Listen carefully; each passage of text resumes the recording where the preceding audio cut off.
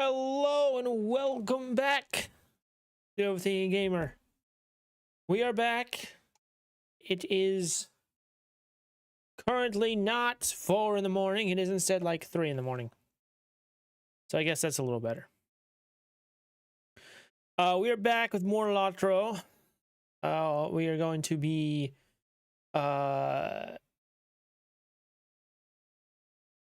doing stuff.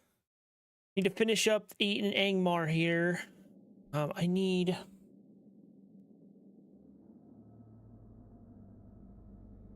to... Cool, there we go. Okay, so we were trying to defeat these whites in Angmar, which around in here, I guess. So yeah, we're gonna do that. Also going to move this closer to me. There we go. Hopefully that better. Let me also real quick. Just all right. That's better.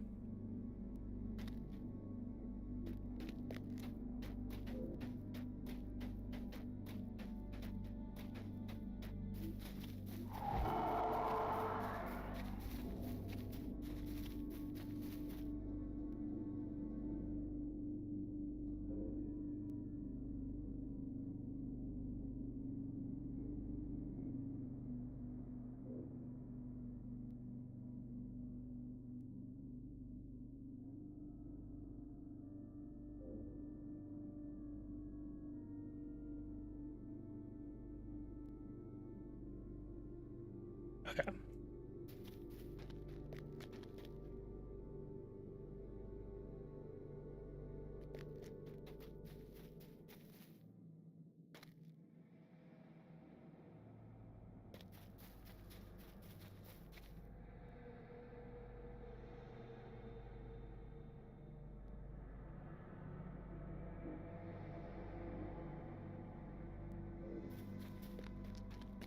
So yeah, we're gonna destroy these friggin' whites.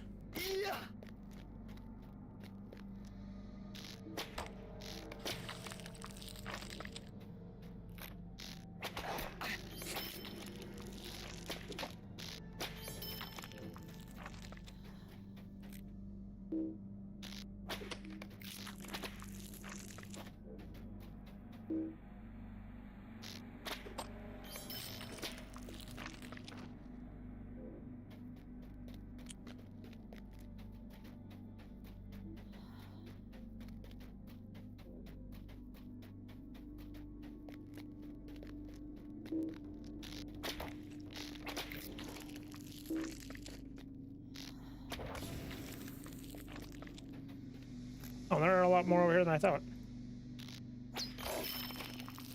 Aha, all 3 of you. A whopping 6.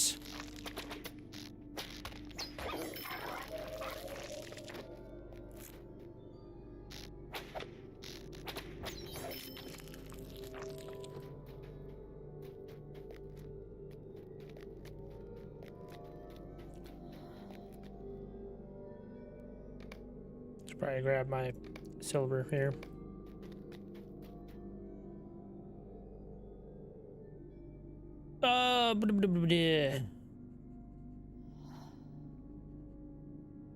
That XP boost, which would be great if I want to keep the Alpine Snowman. That looks awesome.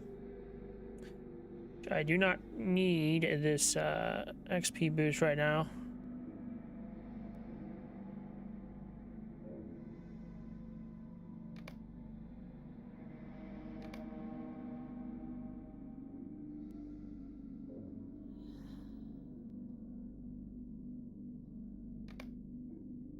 Guess I'm already at 75 out of 80.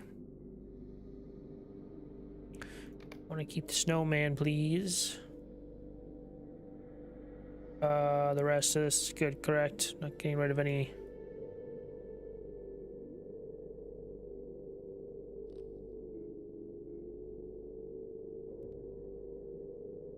good to me. Sell these, please. Thank you. All right.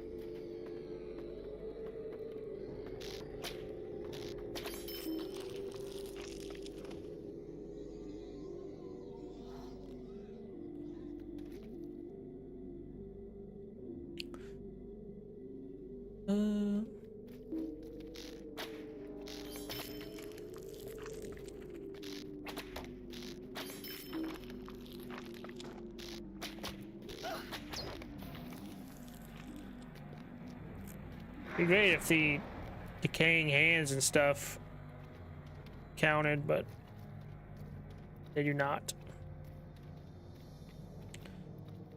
Okay. Another one.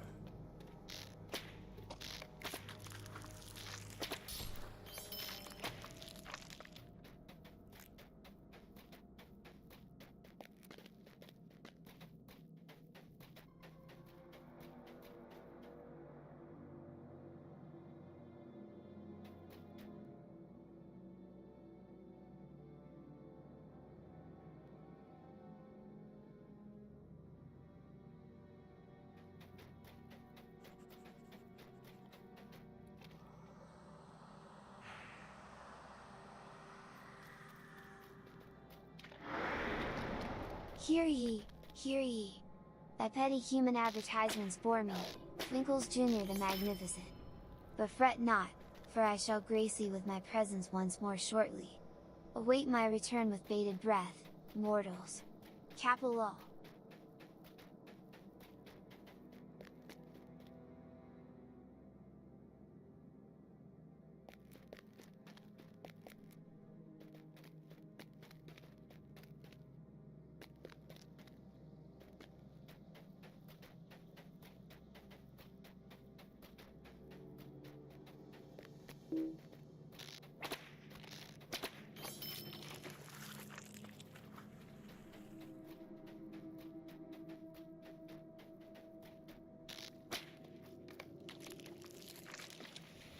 Almost halfway there.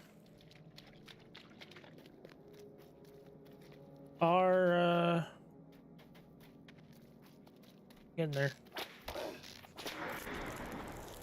There we go.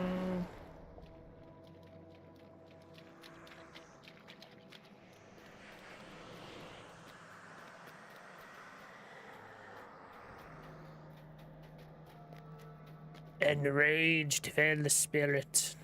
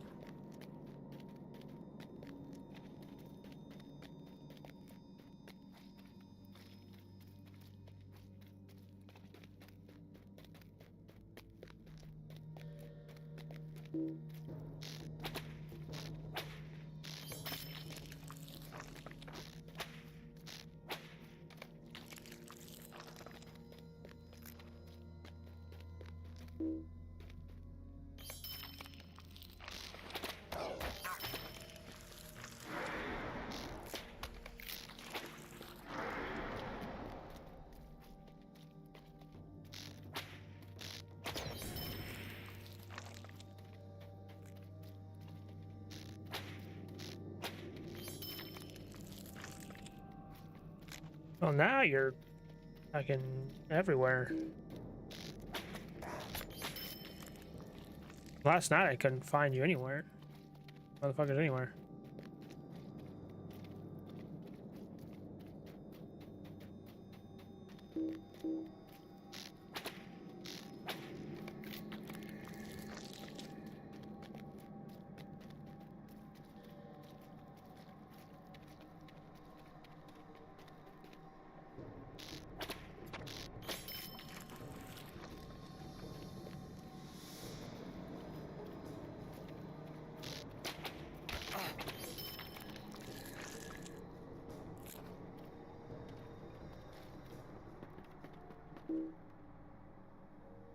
The hell was that?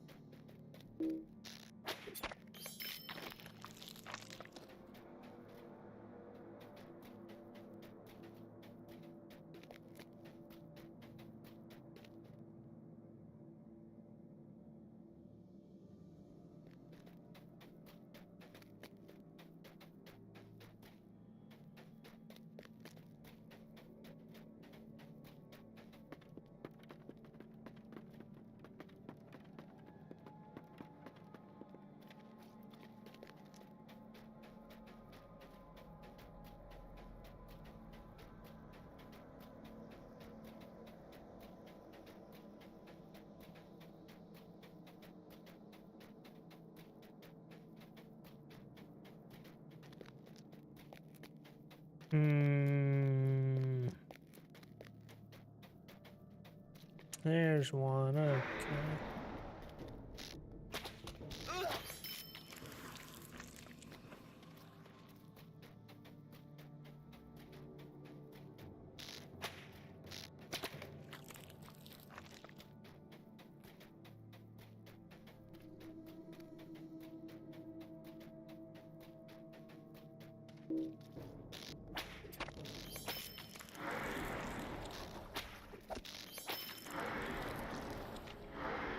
$25 more. 26 more.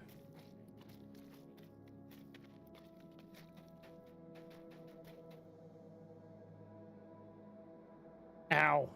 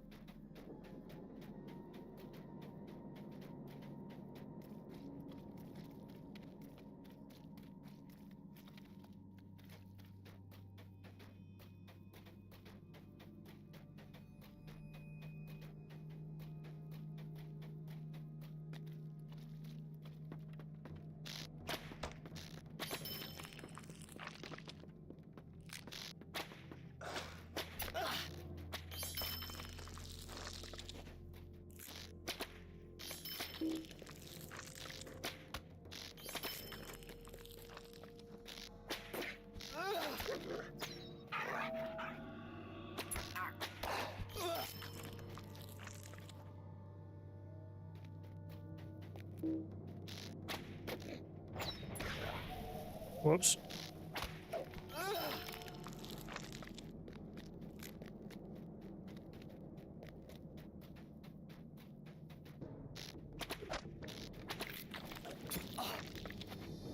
Nice jump.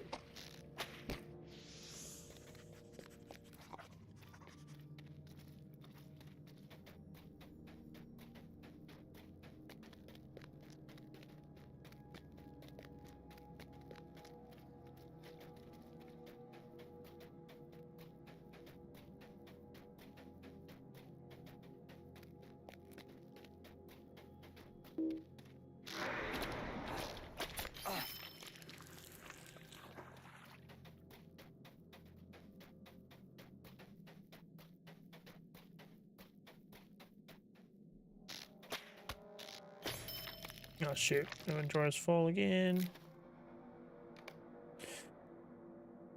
Anything interesting?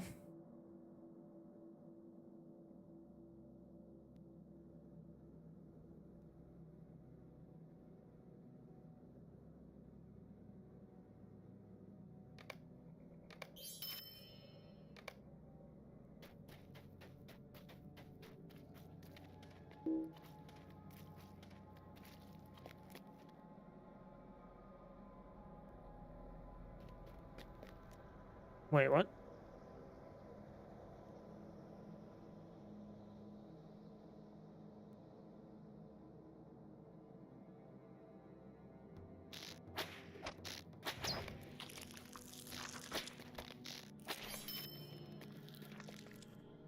What is... Hang on a second, I gotta fix this. Ah, dang it. Wrong. Fix this DPI setting. Feel right at all.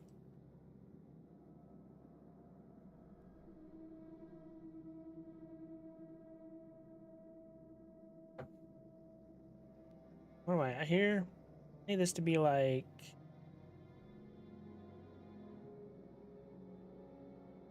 Try that. Better. That's better. That's much better.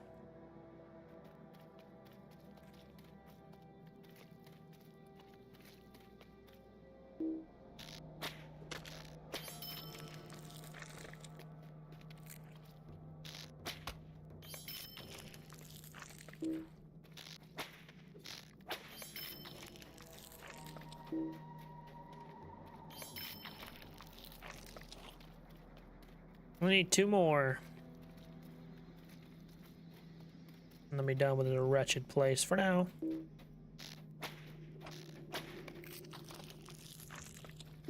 There we go. 'Tis done.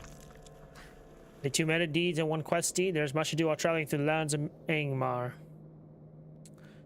The 7 Slayer deeds in Angmar. There are many villainous monsters roaming Angmar, and the free peoples must do their part to slay them. Too many whites in Angmar. Blah blah blah blah blah blah blah. Alright. Deeds done, baby. Done. Let's go. Let's go. All right, now we go to the Bree-lands. Take me to Bree.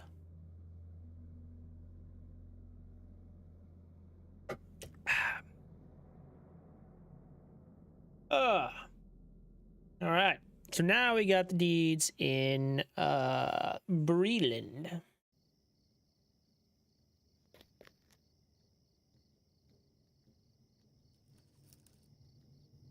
What is it? Sound effect there. Got it. All right. Deeds within Bree. The Bree-land. Here we go.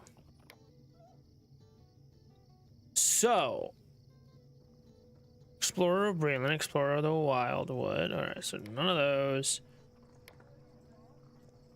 Let's do Bree-land stuff first, and then we'll do Wildwood stuff. So, ruins here.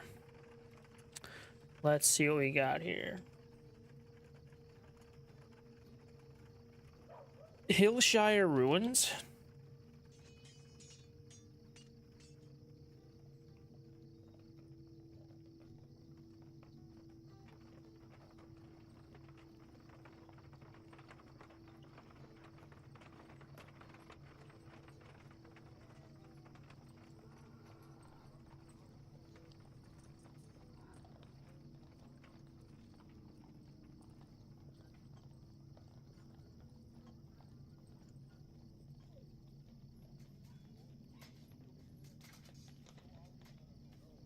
All right, where is this?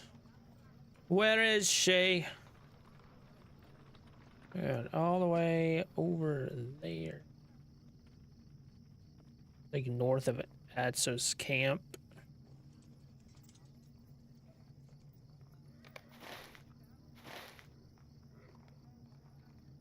It's like north of here. All right, ooh, stay over here. Can you take me to... What can I do for you? Let's go.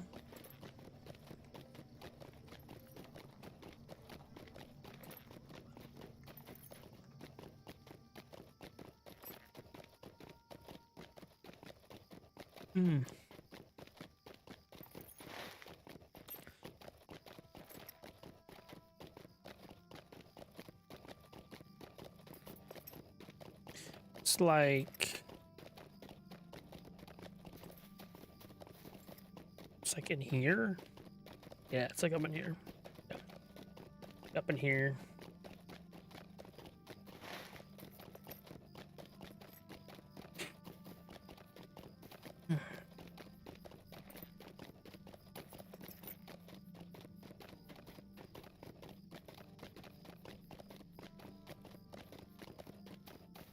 Oh yeah, I forgot.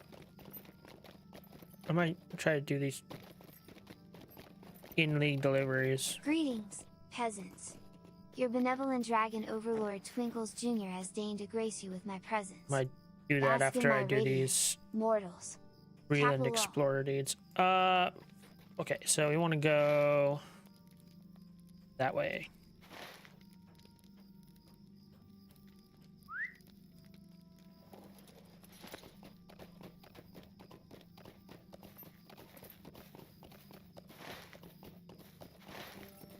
Is it that thing up there? Or that thing?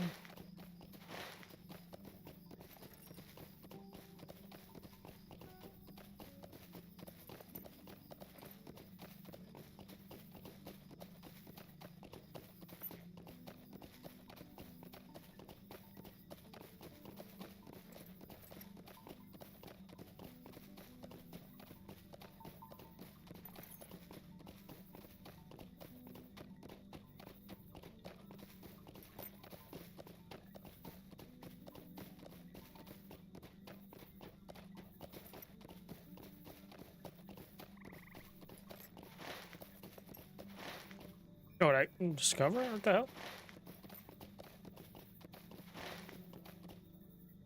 Hillshire Ruins, did I do it? I didn't see it even pop up. Okay. Woods Edge Ruins.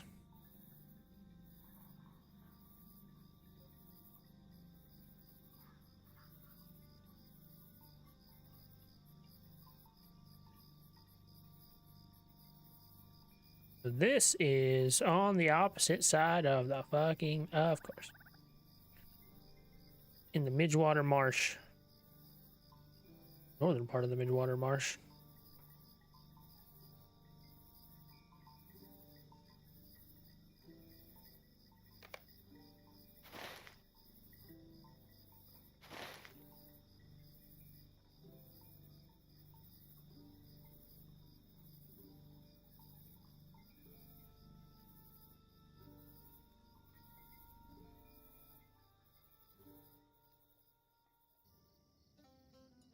All right.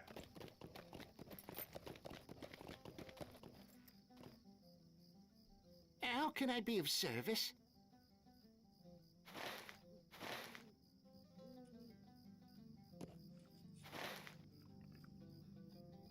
Can you take me to Combe?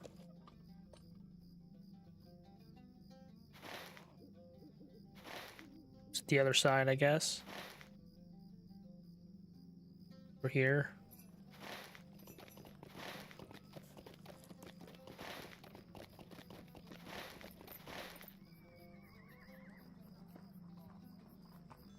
Whatever. While I'm here,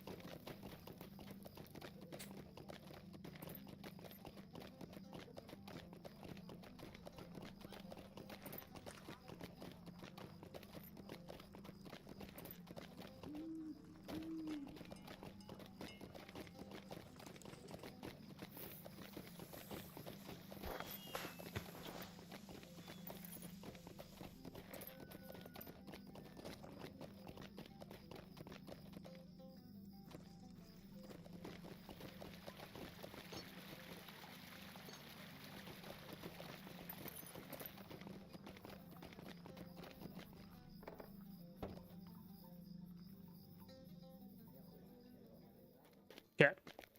Let's get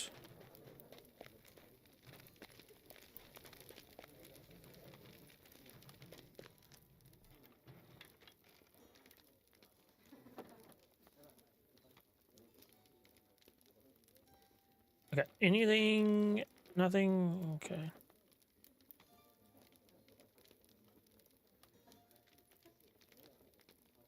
Nothing. Okay, so we got like Scholars Guild. Okay.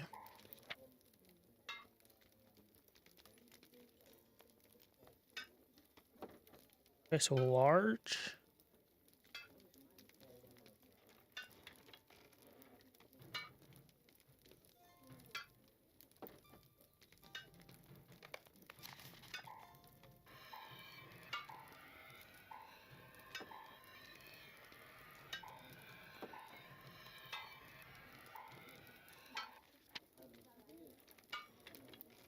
Three of these.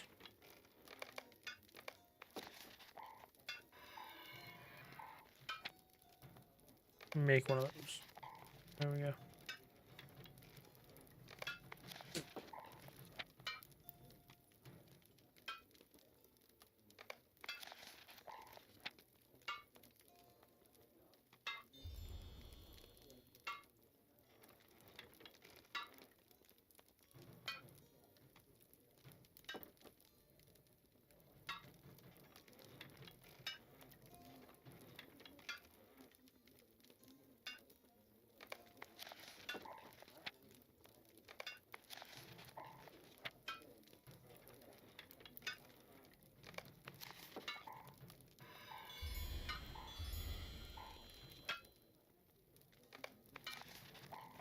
There we go.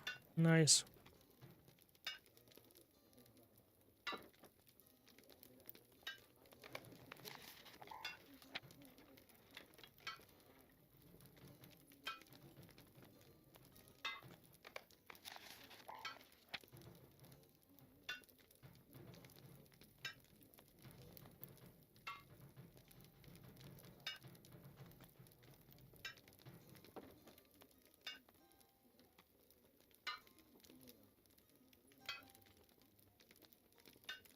All right, cool.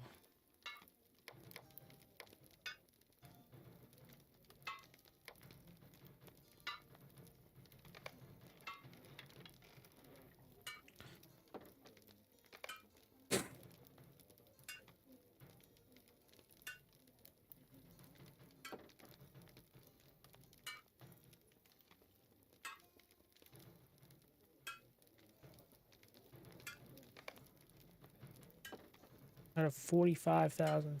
Jesus.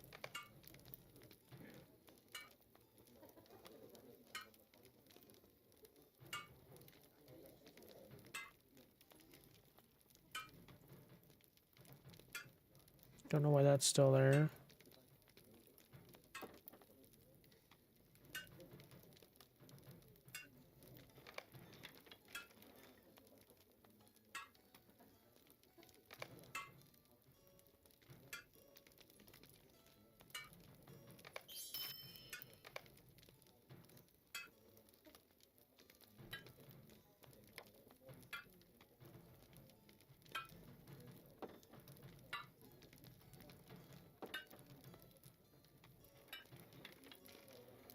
Rittermark glass file.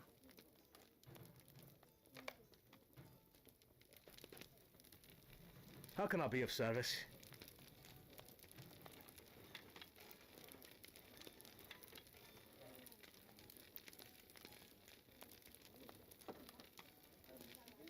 Oh, you do sell it.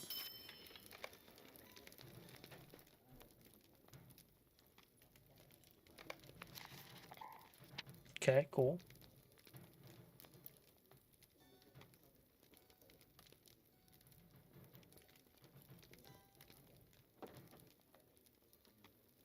Book of Ballads.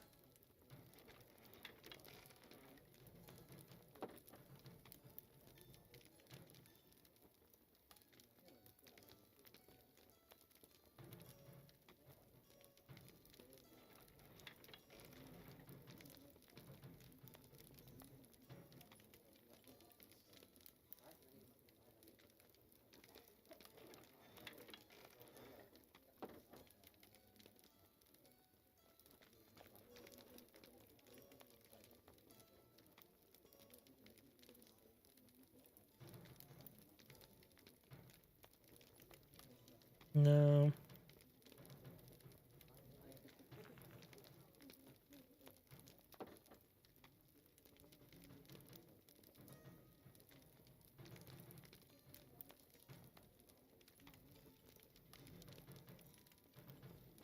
Anything with this, right? Supreme.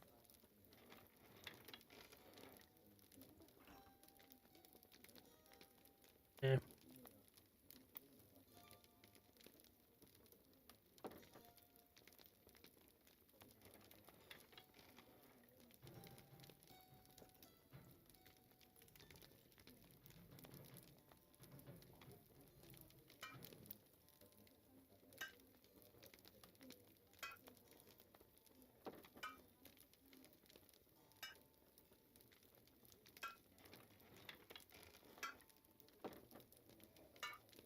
Roll of Lothlorien. Historical document.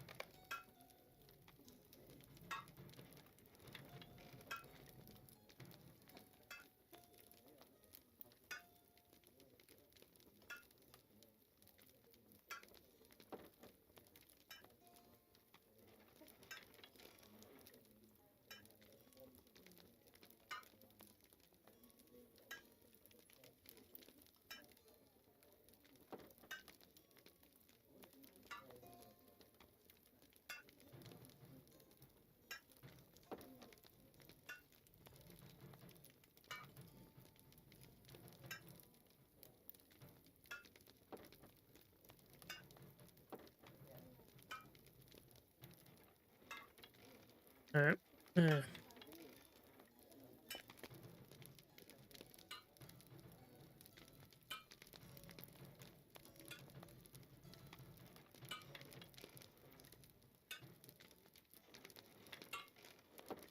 How do I?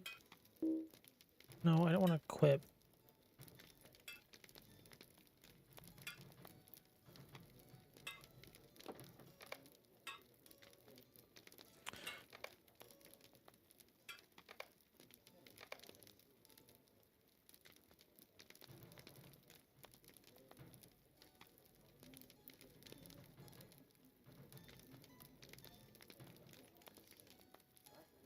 Oh, not that, not that.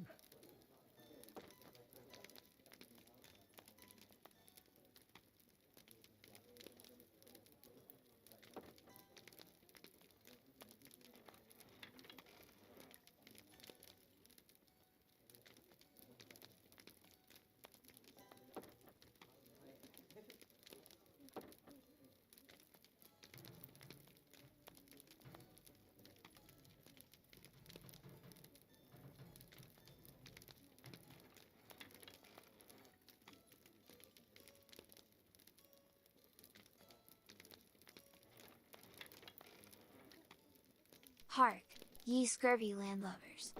Thy mighty dragon Twinkles Jr. doth declare that the stream shall return shortly, lest ye incur mine wrath. Prepare thyselves for more of my dazzling wit and charm, for I shan't be gone long. Kappa.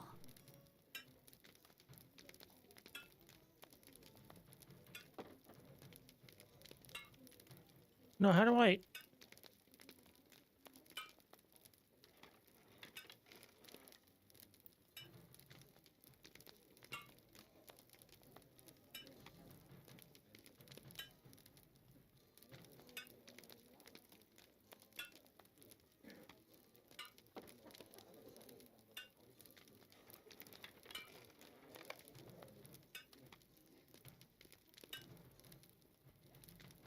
There we go.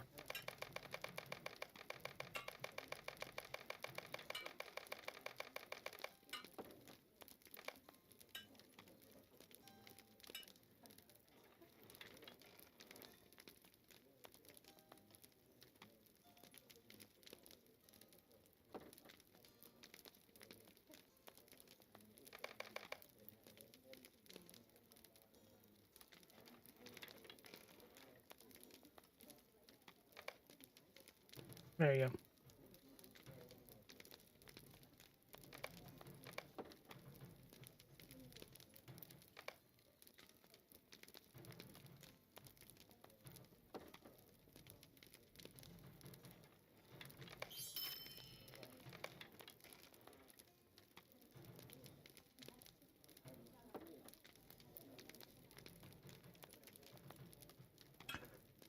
Okay.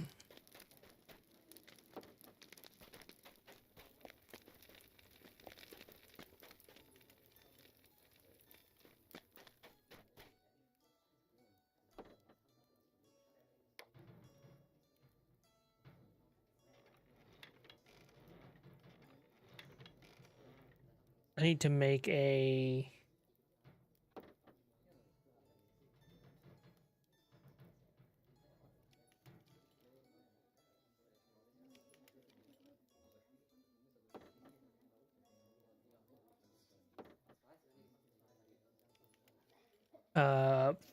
freaking... What do I need to make again? Ruby Rings of Willpower.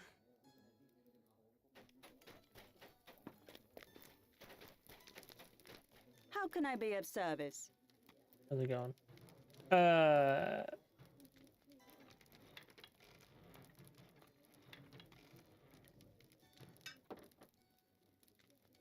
Damn it.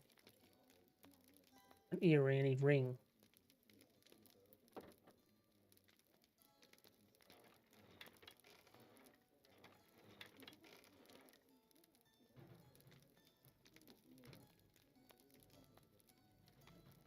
Well, that's what I need.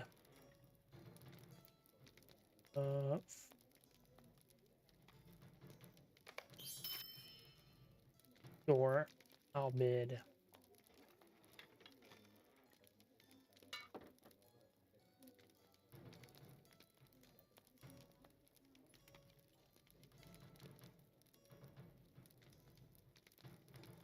Damn it.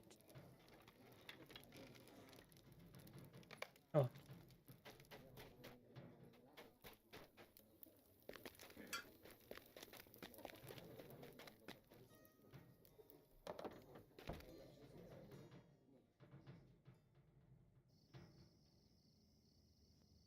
Can I move, please? Thank you.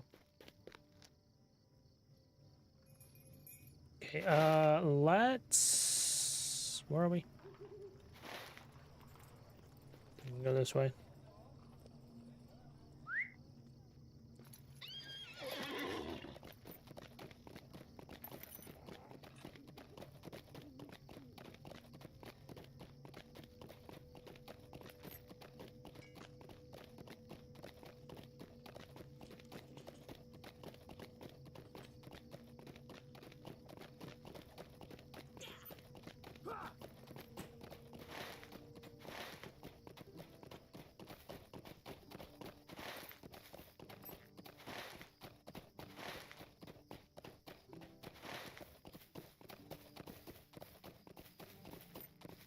Ugh, what a dreadful existence being a pet dragon is. Fare thee well, peasants. Kappa lol.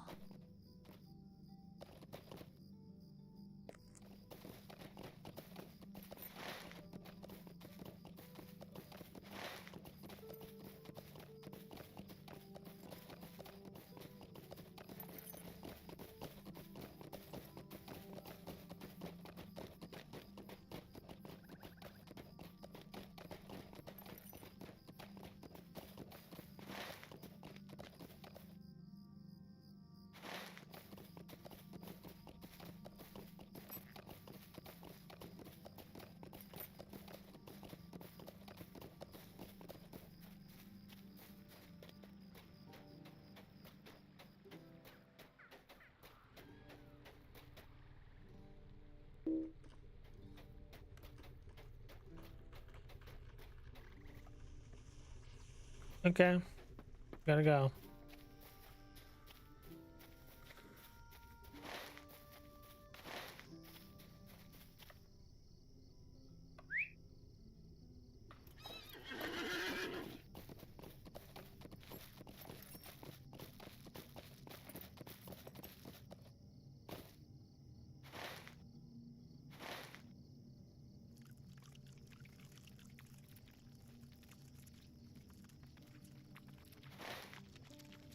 Like, oh, pretty close.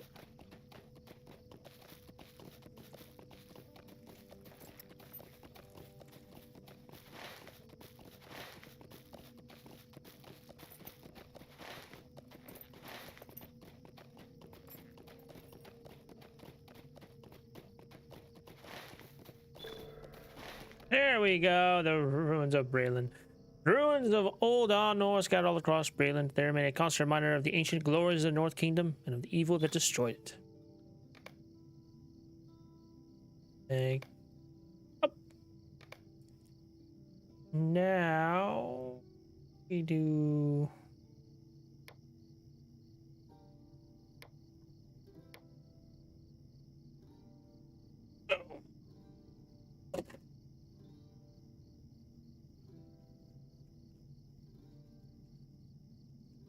Ah.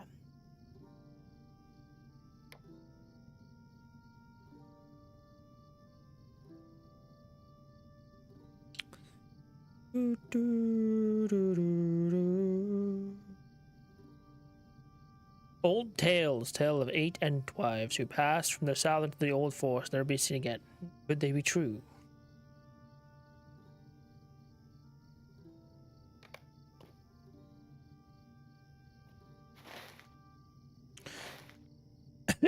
I guess we'll do the Dunedain one next.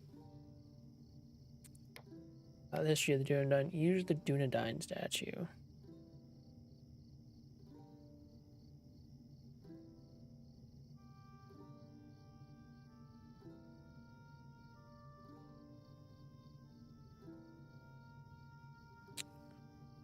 All right.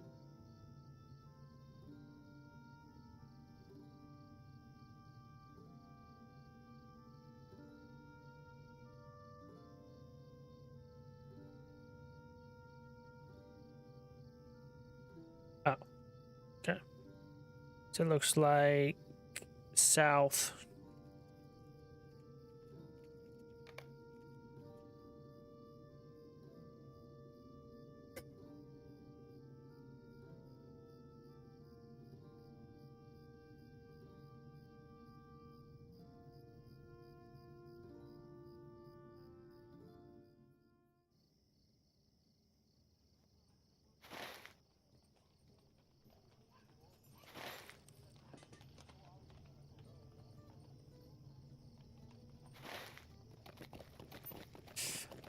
All right.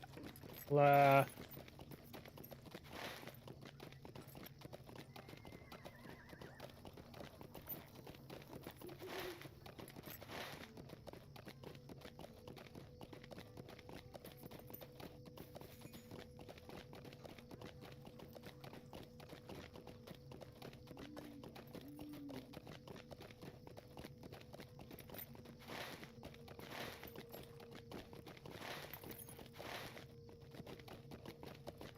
Probably go this way. I don't know.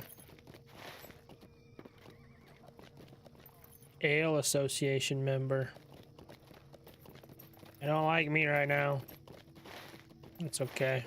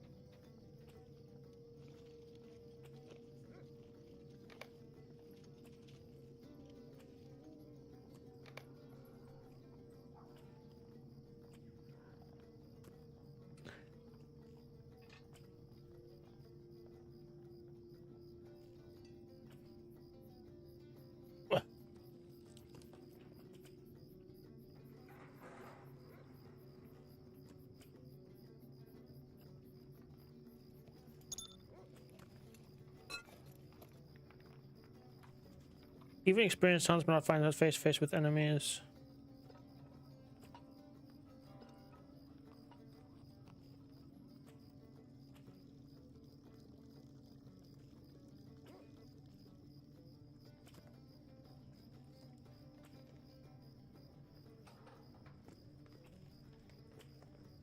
Hmm.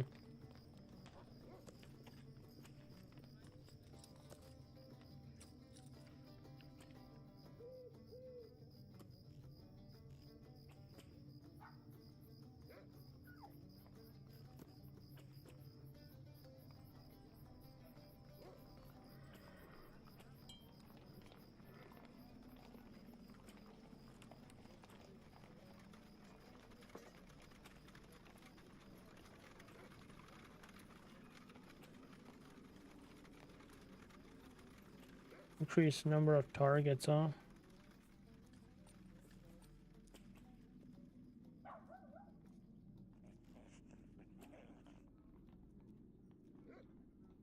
I don't know, wait, I guess.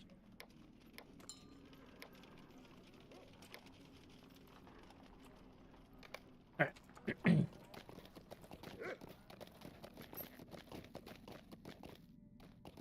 Hello there. Hello, goodbye.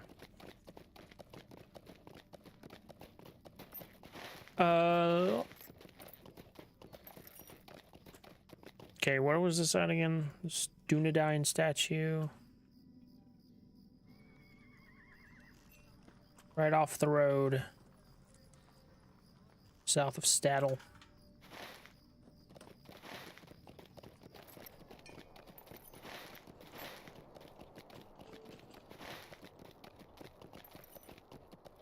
It's right here, actually. Yeah, the big old thing right there. Which I never noticed before.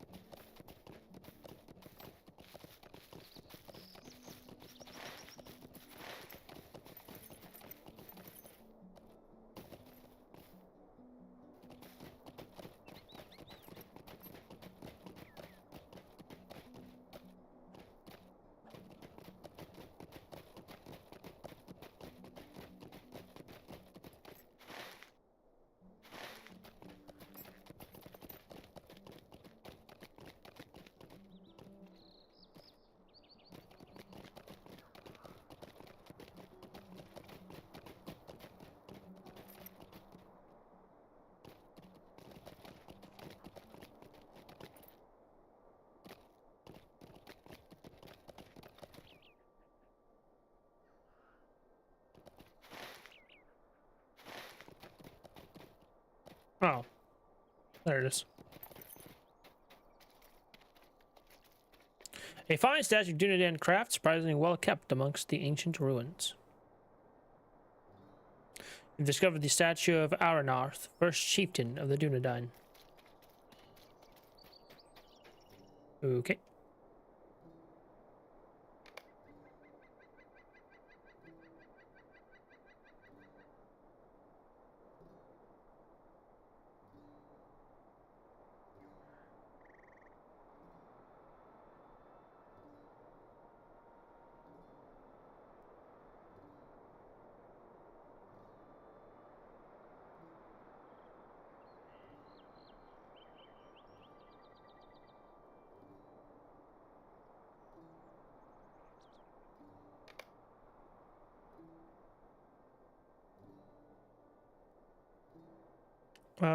Use the ancient inscription.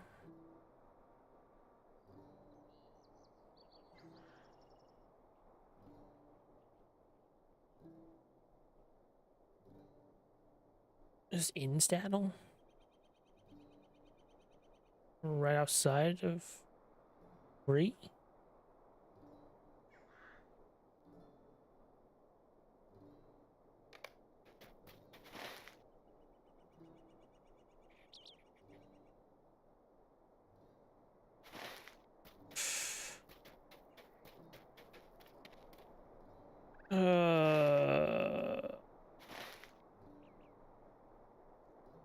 I guess Lelia's Market.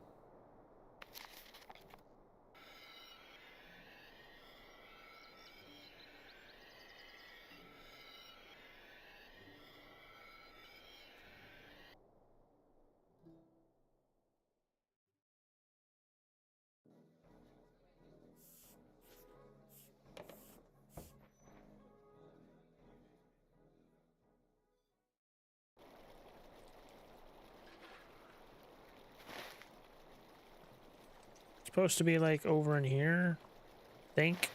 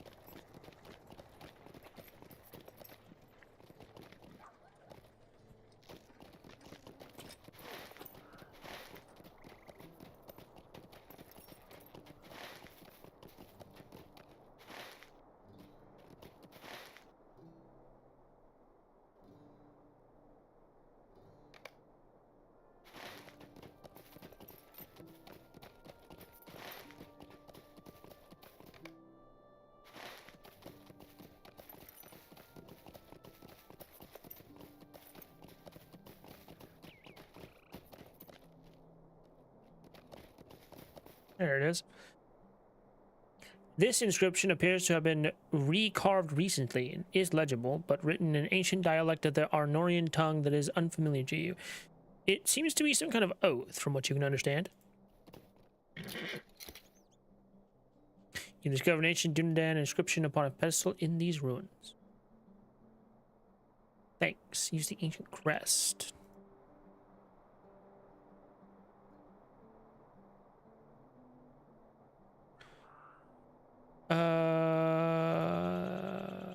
And this is actually in Bree. Oh.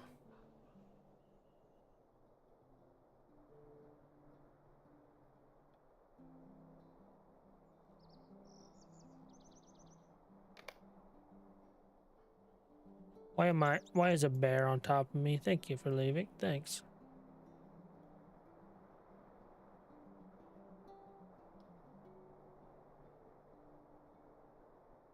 Yes, sit on me, bear.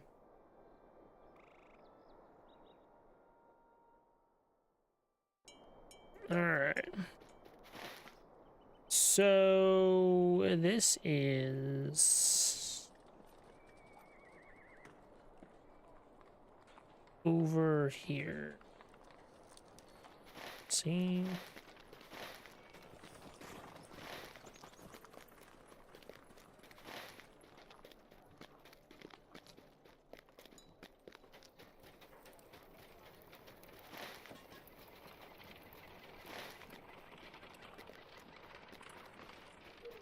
Yes, hi Rocco.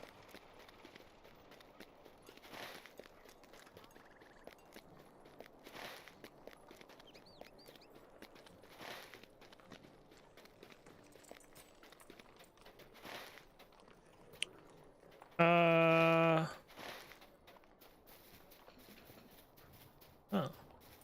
Oh.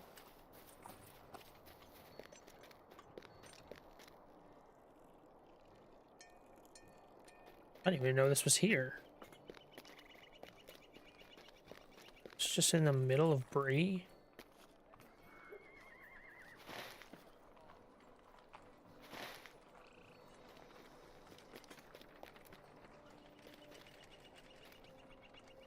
Wow. Inscribed upon the wall, you can make out the royal crest of one of the ancient Arnorian kingdoms to which these ruins once doubtless belonged. You discovered an ancient crest of the Dunedain carved within the ruins.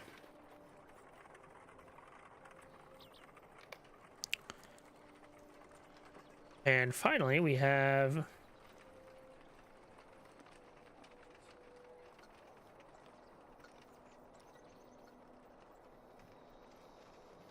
What do we have? Obelisk.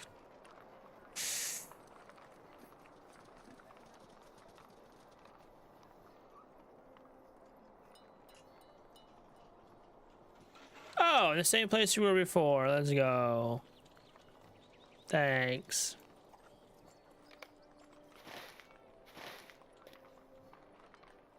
The Midgewater Marshes. Same place we were before.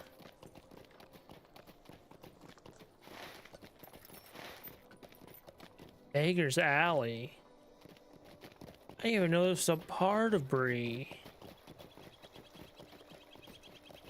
The fuck?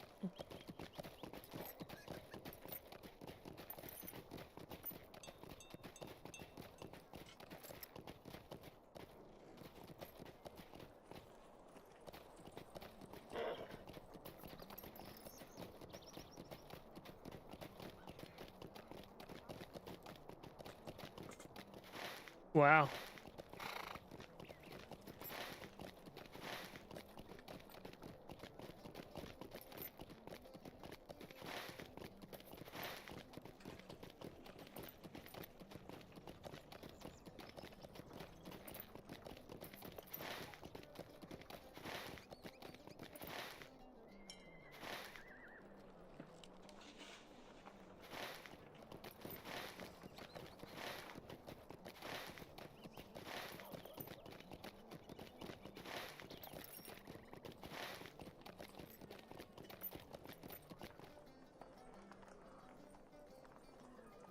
I don't think kicking that's gonna make it all of a sudden work.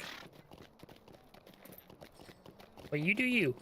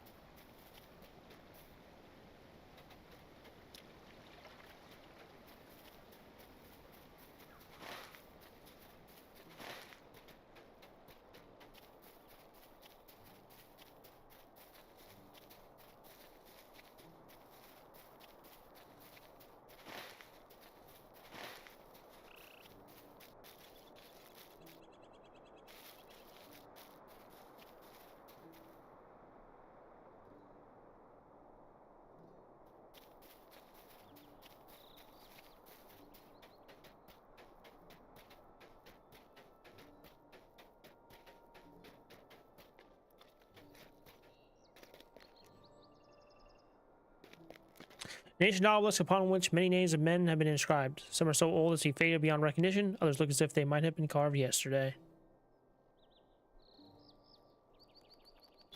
And there we go. Find and use the Dunedain relics. Explore the history of the Dunedain Rangers of the North. All right. Now... Nothing? Okay.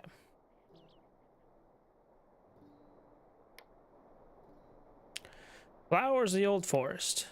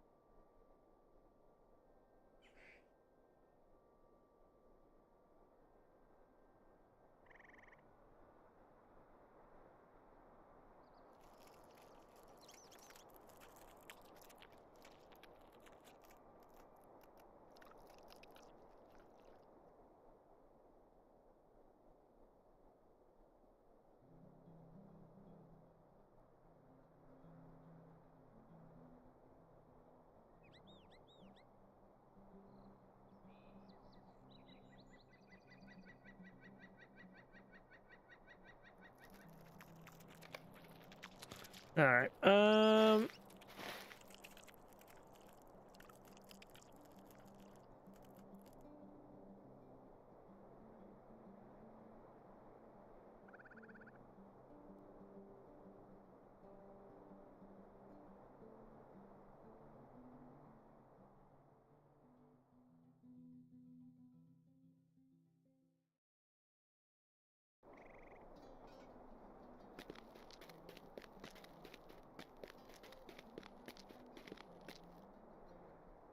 Greetings.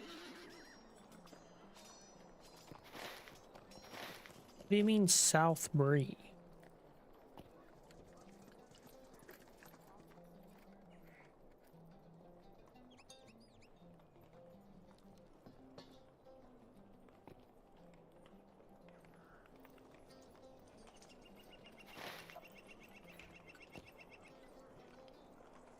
Hark, my dear viewers. Thy humble dragon Twinkles Jr. must take a brief respite from gracing thee with mine dazzling Buckland? presence. Fret not, for mine return shall be as swift as a bolt of lightning. Capital.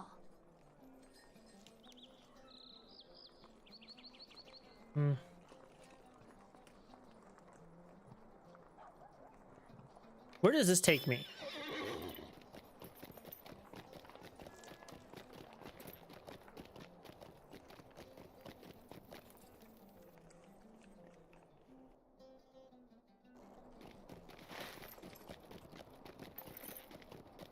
Ah. I thought that's what that would happen, but I wasn't sure. What do you need?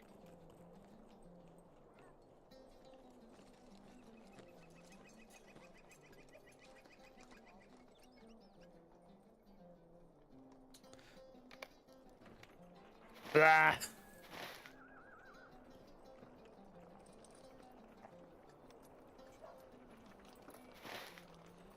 What do you need?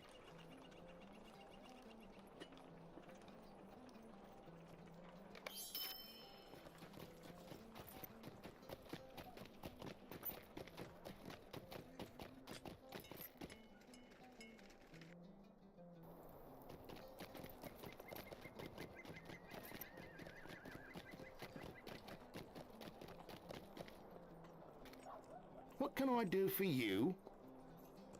Just take me to Buckland, I guess. Fuck.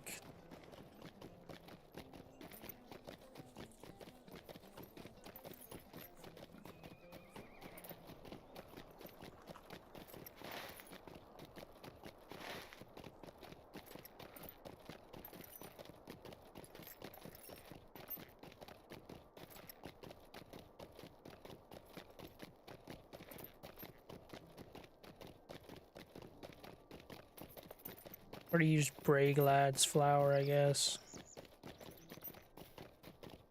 Flower of bree-land is seen as a warning by superstitious folk who would dare the depths of the old forest. She was an entwife unusual among her sisters, for she was a wild and capricious being. Regarded probably by untamed beasts, and even the most delicate flowers within them were adorned with sharp thorns. Bree-land really spoke with mortals, preferring the wild places of the forest, and in time she gave herself to the forest, protected from the dark powers. There are those who say her spirit is strongest when aroused by wild and dangerous times such as these.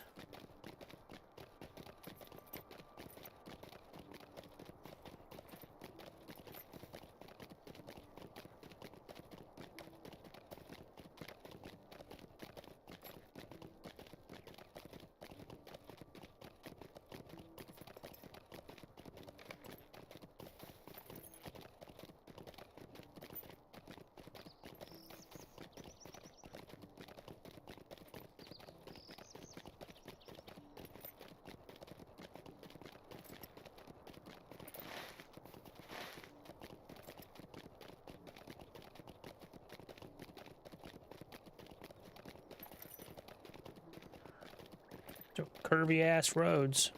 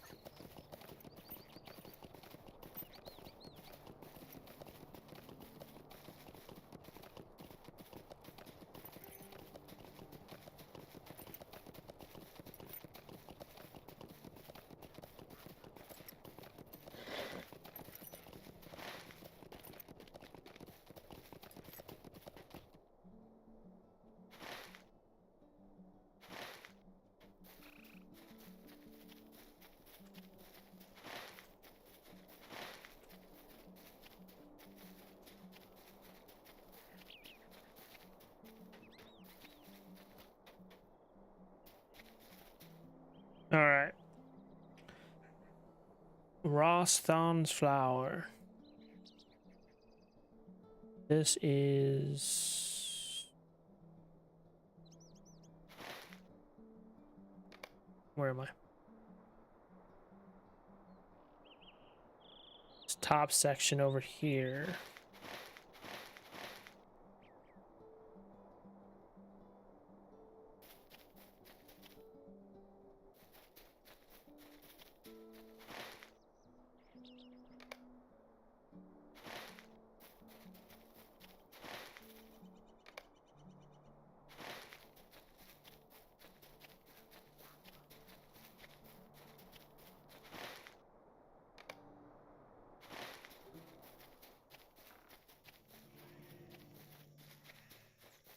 Rosthon's flower. An unearthly white flower gently flowing from within. Forest leaves nearby seem to whisper an ancient name as you approach.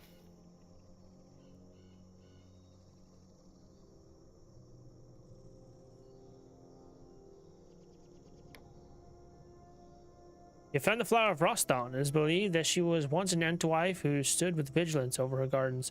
None could approach without her knowledge, and those with evil intent would feel her gaze upon them and flee. She passed the old forest many long years ago and became part of the forest, granting her keen senses to the trees and creatures herein. that evil might not approach unseen, for those were dark days and few places remained that were untouched by the power of Sauron. The flowers are said to mark the place where she disappeared in the forest that seemed to have been tended by someone.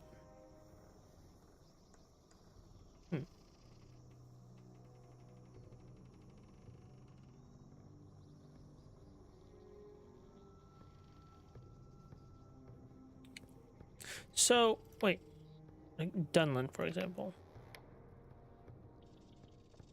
Bone Vales are an extension of the Lick Bluffs of Edenwaith, but a section where evil had never stirred until now. Caraglan is controlled by the Ukluth, the Ox clan who operate a significant mine in the service of Saruman. The Dunbog is home to a number of backwater clans and refugees from the Boar clan. The Gravenwood is a sacred place of Dunlandings, both honored and feared. The Heath Falls are a wide stretch of land in the Gap of Rohan, which is between Nan Kira near the Isendale and Rohan. The Isendale lies at the entrance to the Gap of Rohan, leading into the Heath Fells. The White Vale of Nan Kira is home to Isengard and the Tower of Orthanc, stronghold of Saruman the White. Fren Gwyd is the cultural center of Dunland. Here, representatives from many clans come to trade. Starkmoor is territory controlled by the Ukluth, the Ox clan, and is home to Aberdeen, a major trading outpost.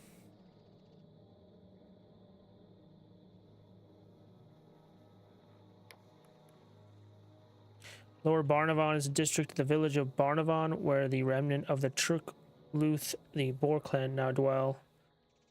Upper Barnavon is a district of the village of Barnavon, inhabited by the ruling Ukluth Ox clan. Nar Mod Ul is an encampment of goblins and warriors established to allow Saruman's Nakma scouts access to Caraglan. The Barnavon mine, currently being worked in the name of Saruman the White, overrun by vicious Bugin. This watchtower was built atop the ruins of an ancient Gondorian tower and Torah. Lun Avank, this pond is rumored to be the home of the great Avank, a creature of Dunlanding legend.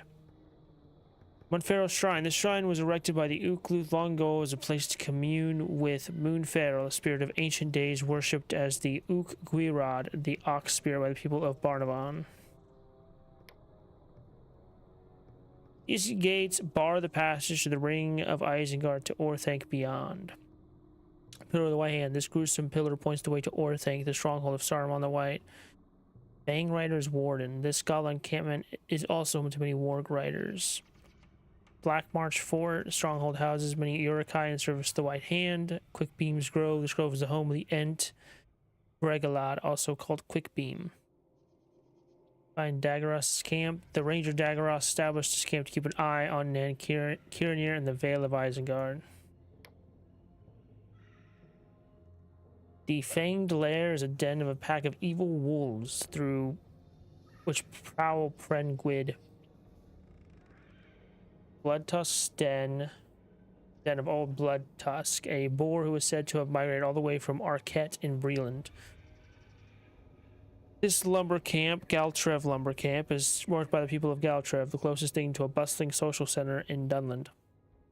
The Dragon Clan settlement established this encampment to harry the peoples of Galtrev. The Howling Caverns, a pack of wolves, has established this den from whence to harry the enemies of the White Hand. Rook's Hut. Rook, a former Raban keeper for Saruman, is a Bree-land native who aspires to become a great wizard, an unattainable goal he yet fails to grasp. Avadine is a trading post and village of the Ukluth Ox clan in the Starkmoor. Flam Catalyst is an encampment of the Dragluth Dragon clan in the Starkmoor. Cartrev Andras is the home of the merchant Andras, to whom you have lent aid in time of need. Hound's Rest is so named because the warriors of the enemy like to sun upon the rock.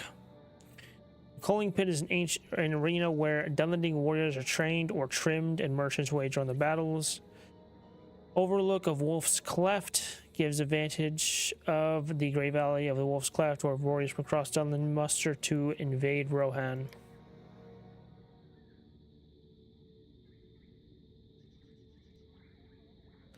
The Bone Quarry is an old stone quarry in the Bone Vales where the Devlag have erected many cairns. Plasmuru, this massive cairn is central tomb of all the League's leaders. Ekad Naglank is where the Ranger Naglank and his Dunlending allies have set up camp.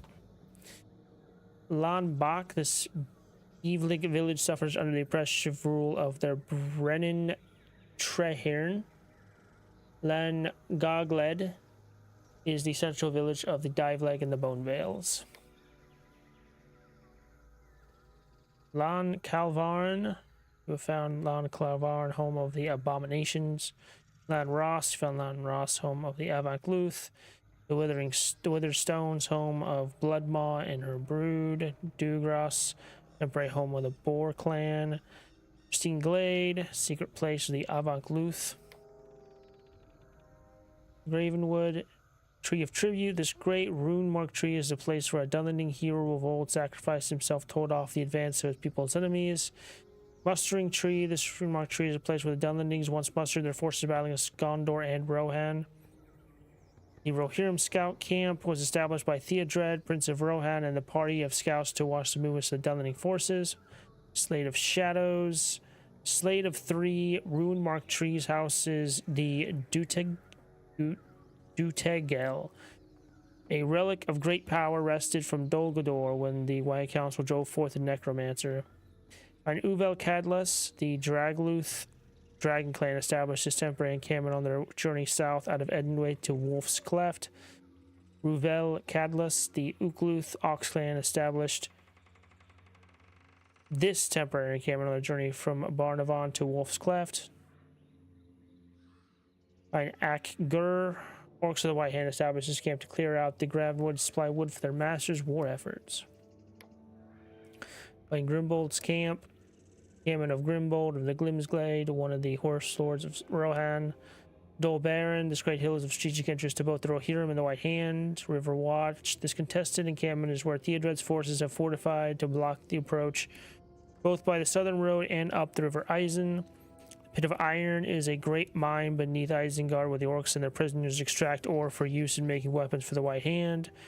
Slave Stockades, he tells us where the prisoners of Isengard are housed. The Smelters is where the iron ore drawn from the Pit of Iron is smelted for use. The Underworking is one of the mines that make up the Pit of Iron. The Eisendale. Forthbraun. The Rohirrim have established Forthbraun is a forward encampment in the Gap Rohan against the Dunlendings who are threatening to invade. Covenant, this village is one of many where the Dunlendings are ramping up for the invasion of Rohan. Find Athdar, many of Saruman's wargs have inhabited this large warren waiting their master's commands. Find Brontrig. Brontrig overlooks the Gap Rohan, provides the Dunlendings a choke point against any incursion from the Rohirrim. It is one of several villages where the Dunlendings are ramping up the invasion of Rohan. Trum Drang. Fire Hollow is a den of evil wolves which plague the people of Lantaran. The herd lands, wide fields are used by the Karu Luth stag clan as grazing land for their herds of oxen. Lantaran is home to the Karu Luth stag clan, a dwindling people in Rohan and Dunland. North Pass leads from Troomdrang into the Morn Shaws of Edenwaith. The watchtower, this old tower, once served as a watch post for the folk of Troomdrang. The White Hand outpost, this encampment houses many half-orc service to the White Hand of Isengard.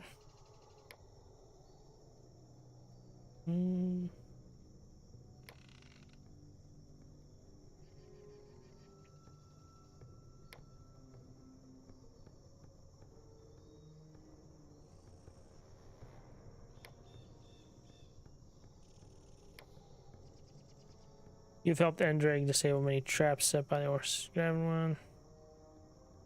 Yeah. Who are going to beast the eyes of Dunlendings? You must be careful not to purge the wilds of Dunland of the game that helps sustain the Dunlendings.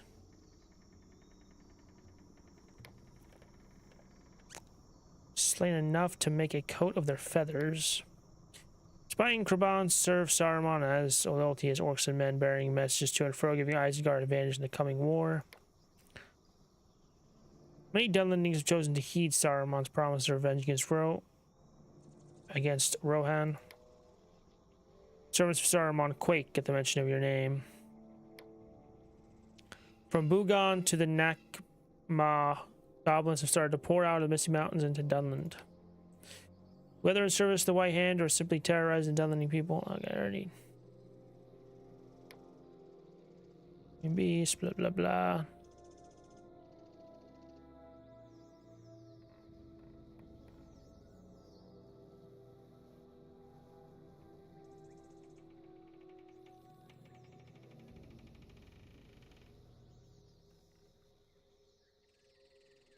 Alright.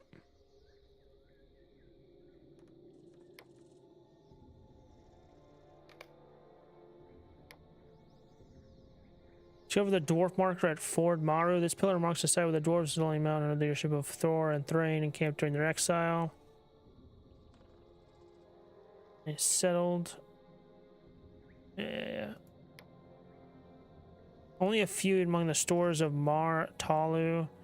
No location of this marvelous fishing hole. It's rough-hewn arrow either belonged to a small child or a hobbit. Make indicates a hobbit.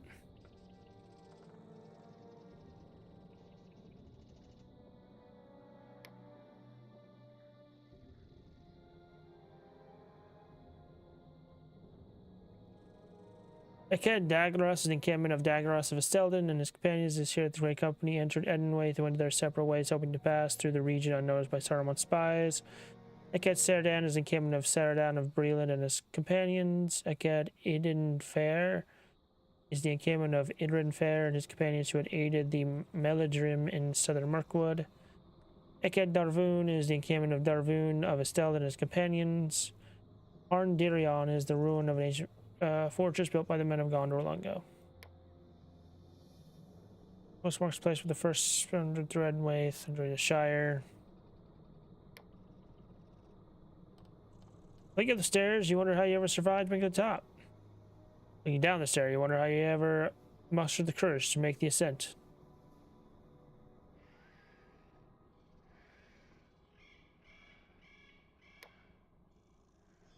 Going to a loose federation of clans originating in Dunland but considered outcast.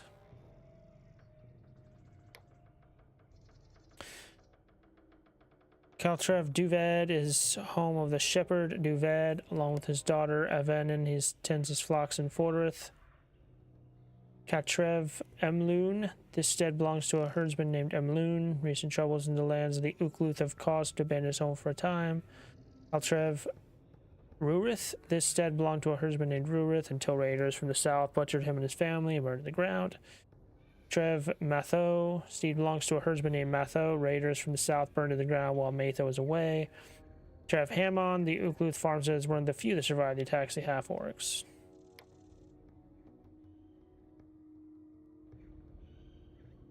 The Slayer deeds, guessing.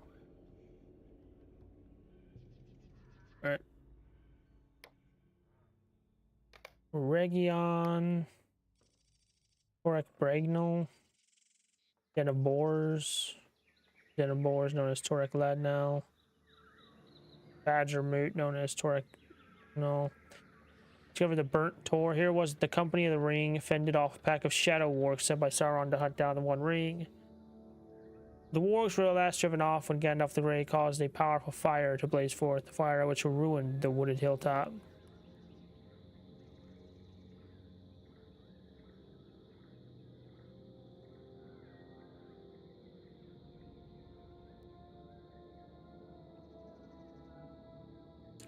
Sad Umravel, the Roost of Crebain, Torek Andag, of the Den of Wolves and Wargs, known as Torek Androg, over Ulandun, Ulandin, Nest of Lizards.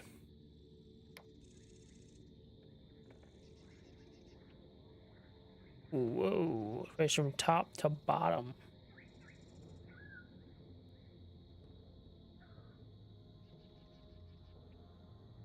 Statue in the courtyard of Minas. The central courtyard in Minas Elindir was taken early by the forces of evil when war came to Region. The statue was untouched by the orcs, but its sad countenance witnessed a great deal of pain and death on the grass below. Southeast corner of Minas Elindir. Southwest corner contains two platforms of raised steps and a great deal of debris. None of the columns reached the ceiling any longer. In this section, the ruins feels particularly unstable. Closed porch. Closed porch looks out over one of Minas Elender's several large courtyards. Valuables were left here, overlooked by the forces of evil that hunted the inhabitants here when war came to Eregion.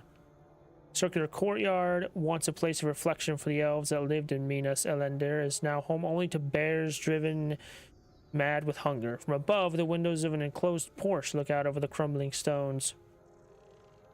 Southeast corner. The pillars of this room in the southeast corner of Minas Elender are covered with ivy and crawling vines. Corners are shrouded in darkness, as so much these ruins are.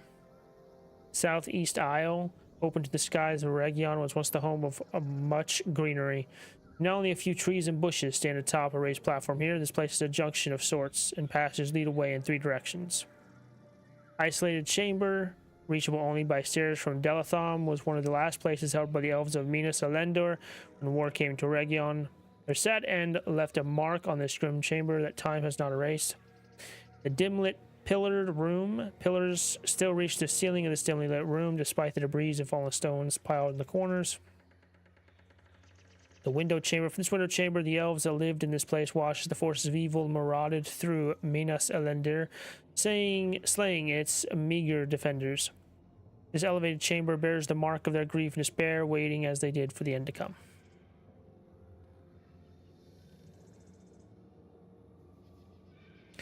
The Room of Doors. After the first assault of orcs attacked Minas Elender, many of the elves that remained within were scattered and had to fend for themselves. They made their way through the maze-like interior, avoiding patrolling orcs wherever they could.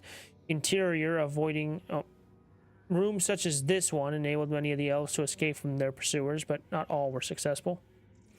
Room of Dread. This room is marked with terrible evil, and the very stones cry out against the stain. What can have happened in this place to leave such torment in its wake? Northern room. 3 passages lead away from the northernmost room in Minas Elender, passages down which the heavy tramp of orc feet carried even on the still air when the war came to Eregion. Large balcony overlooks a courtyard in the southern area of Minas Elender and is home to treasure forgotten or ignored by the orcs. Southwest corner. Part of the wall has crumbled away in the southwest corner of Delatham. The basement of Minas Elender. It is patrolled now by Ninkoth Uryx, their heavy footfalls bringing to mind that of the orcs that stalked these passages when war came to Eregion. The illuminated room. Stone lizards scamper along the floors of this chamber and Delatham, perhaps drawn by the illumination that breaks through ceiling from above. Rubble-filled room. Treasure can be found among the fallen rocks and debris of this junction in Delatham, where long ago elves fought to defend their home from attack by the forces of evil. Buried room. This chamber, accessible only by stairs from Minas Elender, served as a final hiding place for the elves here when the orcs came for them. The enemy has more than just orcs in his service, and this chamber still bears the mark of the evil that happened between these buried walls. Forquara Junction. A diverse range of creatures make their home now in Delatham. Stone lizards and insects that have come to this place from hidden cracks within Khazad-dûm. The 4 passages that meet here ensure that it once saw much foot traffic in time of peace and much hurried panic in time of war. Illuminated bend. This bend is illuminated by shafts of light from above, one of the few places within Delatham where shadow does not lie heavily upon the stones. Central chamber. This chamber within Delatham is centrally located, but must see very little in the way of explorers. Bats nest here in the dark corners, and treasure too can be found in the shadowy corner is drawn aside. Collapsed corner. This corner in the western area of Delatham is partially collapsed, as the ravages of time buckled the south wall as the orcs spread through Minas Elender and Delatham in search of survivors of the initial assault. Elves came to hide wherever they could stay ahead of the marching footfall of the orcs. This corner may once have sheltered such an elf, though what became of any who tried to stay here is unknown and unknowable. Sunken chamber. This sunken chamber, hidden for some days following the initial assault of the orcs, is where the last 3 elves of Minas Elender made their stand against the enemy when war came to Eregion. No tales tell how long they may have held out against the overwhelming force of the orcs, but it is the tradition of Elrond of Rivendell to say that they held out until the end, and beyond it, and only when those who had escaped were safely out of Eregion did these last 3 fall. Northern chamber. The northernmost room of Delathon was built a distance from the other rooms, but none can say for what purpose it may have been. It seems to have been for defensive reasons, for time alone is responsible for the decay in the chamber, and the war that came to Region and destroyed the elves of Minas Elender seems to have left this chamber alone. You have traversed the treacherous lengths of the Holland Ridge and earned the title Ridge Racer, recognition of your agility.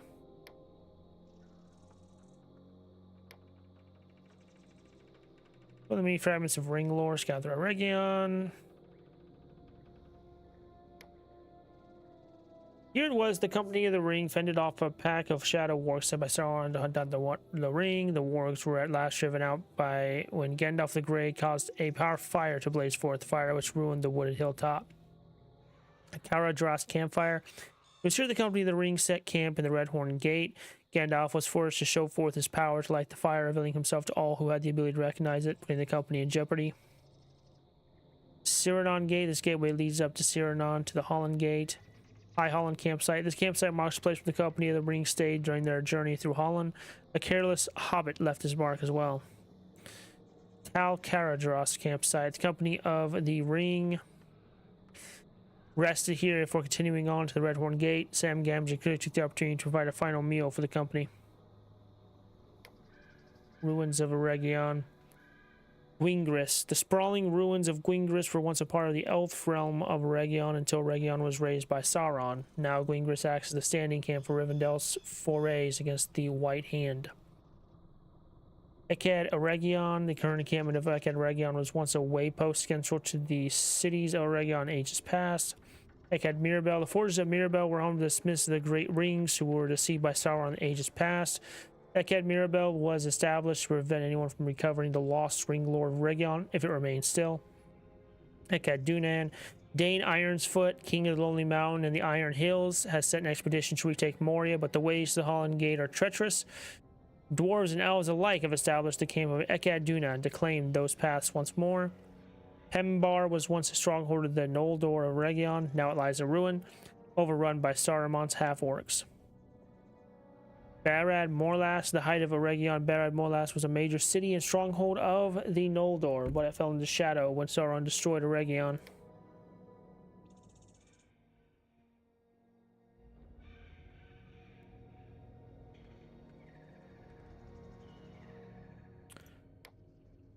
Need to log on. Yorick Logon was sent to Glad Arag with a company of wood trolls to bring the forest beneath the white hand of Sauron. Boldush is a warlord of a strange and powerful breed of orc who served Saruman the White, the Uruk-hai. Shatogtar, a warlord of the Uruk-hai, once led the forces of the White Hand at Barad Morlas. Pizumu the Spy Master. The defeat of Pizumu the Spy Master will greatly hinder Saruman's efforts in Eregion. And remember to praise mine magnificence, lest ye incur mine wrath. Capital. Gamsherm, the orc, is the driving force behind the Dunlendings who occupy the encampment of Porth Cadlus. It is the fear of this beast that keeps them from returning to their homes. Akashpug, the half-orcs of Tar Tazk will fall into disarray with the leadership of Akashpug.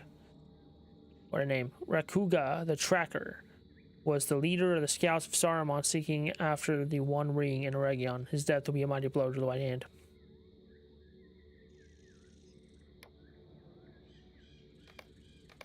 A metaphor kill.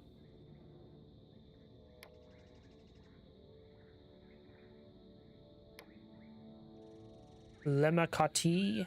Lemakati is a small earthkin village tucked within the depths of Ramduath. The forces of Angmar have ignored it for the long time as their enemies travel the eastern road through these broken valleys.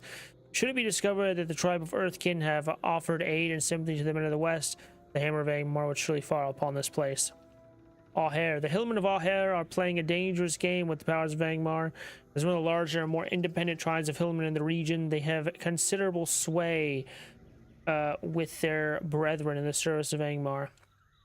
As long as they continue to convince the lords of Angmar that they may yet join them, the men of Angmar are allowed a small breath of freedom.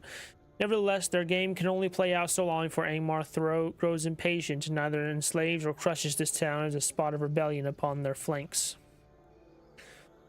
Tir Luig. This small camp is inhabited by a band of hunters out of Alhair, and as such harbor some sympathies for the free peoples of the Eriador. Luckily for them, this camp is far too small to have come to the notice of the powers of Angmar yet. Gabel Shathur, the dwarf mining outpost of Gabel Shathur, was unwisely founded shortly before the recent revival of the powers of Angmar. Now these poor souls are trapped, holding out against hope that they can survive and be rescued before the fist of Angmar falls upon them.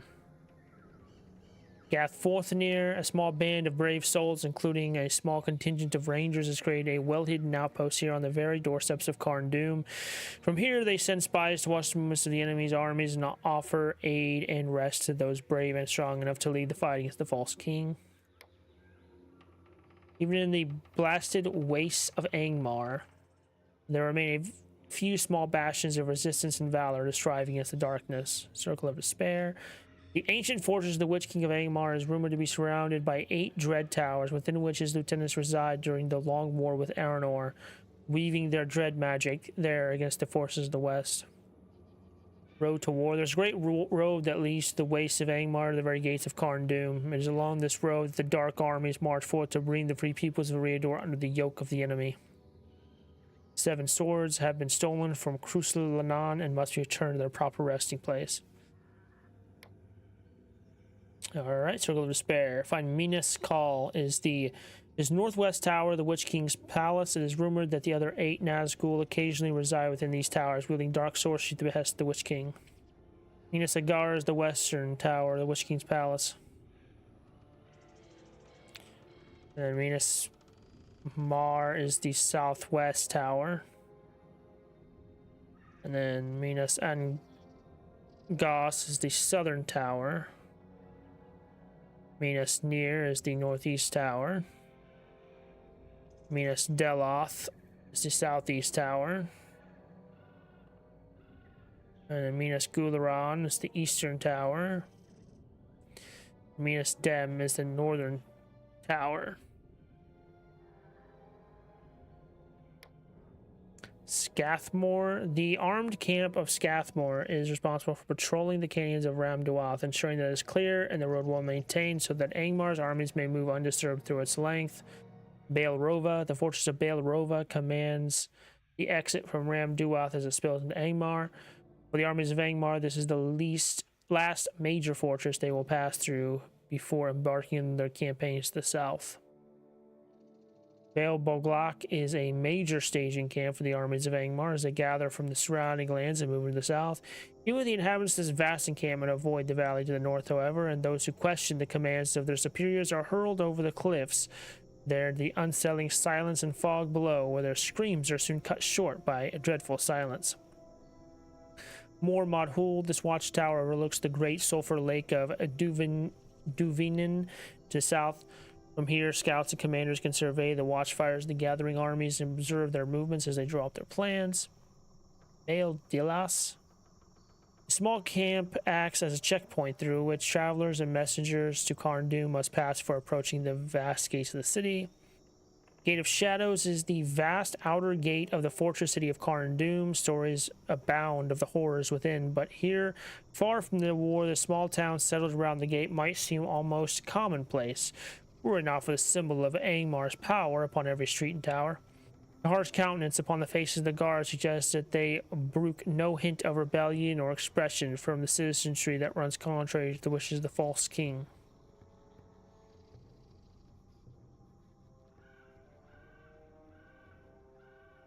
Seven Swords. Ab was a great leader, so sort of Ab was a great leader and healer of the hillmen of Rudar. He was one of the last chieftains taken into the service of the enemy. Sort of Colmac. Colmac was the second of the hillmen chieftains who took service of the enemy and often used fell poisons. Ainreg was the fiercest of those that were, and was often at the head of the armies brought against the people of Arthedain.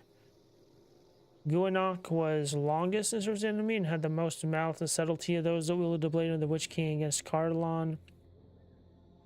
Innis was one of the lesser chieftains converted by the enemy and rather wielded the bow than the sword.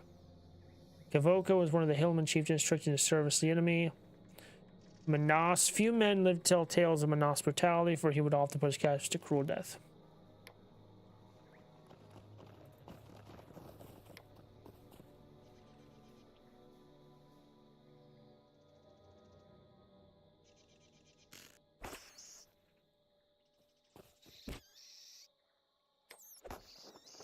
Misty Mountains.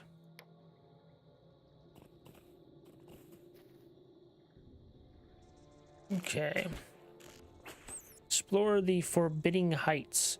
While most folks sensibly stay home and tend to fields and shops, some hardy adventurers are drawn to the most inhospitable and difficult places in Middle-earth.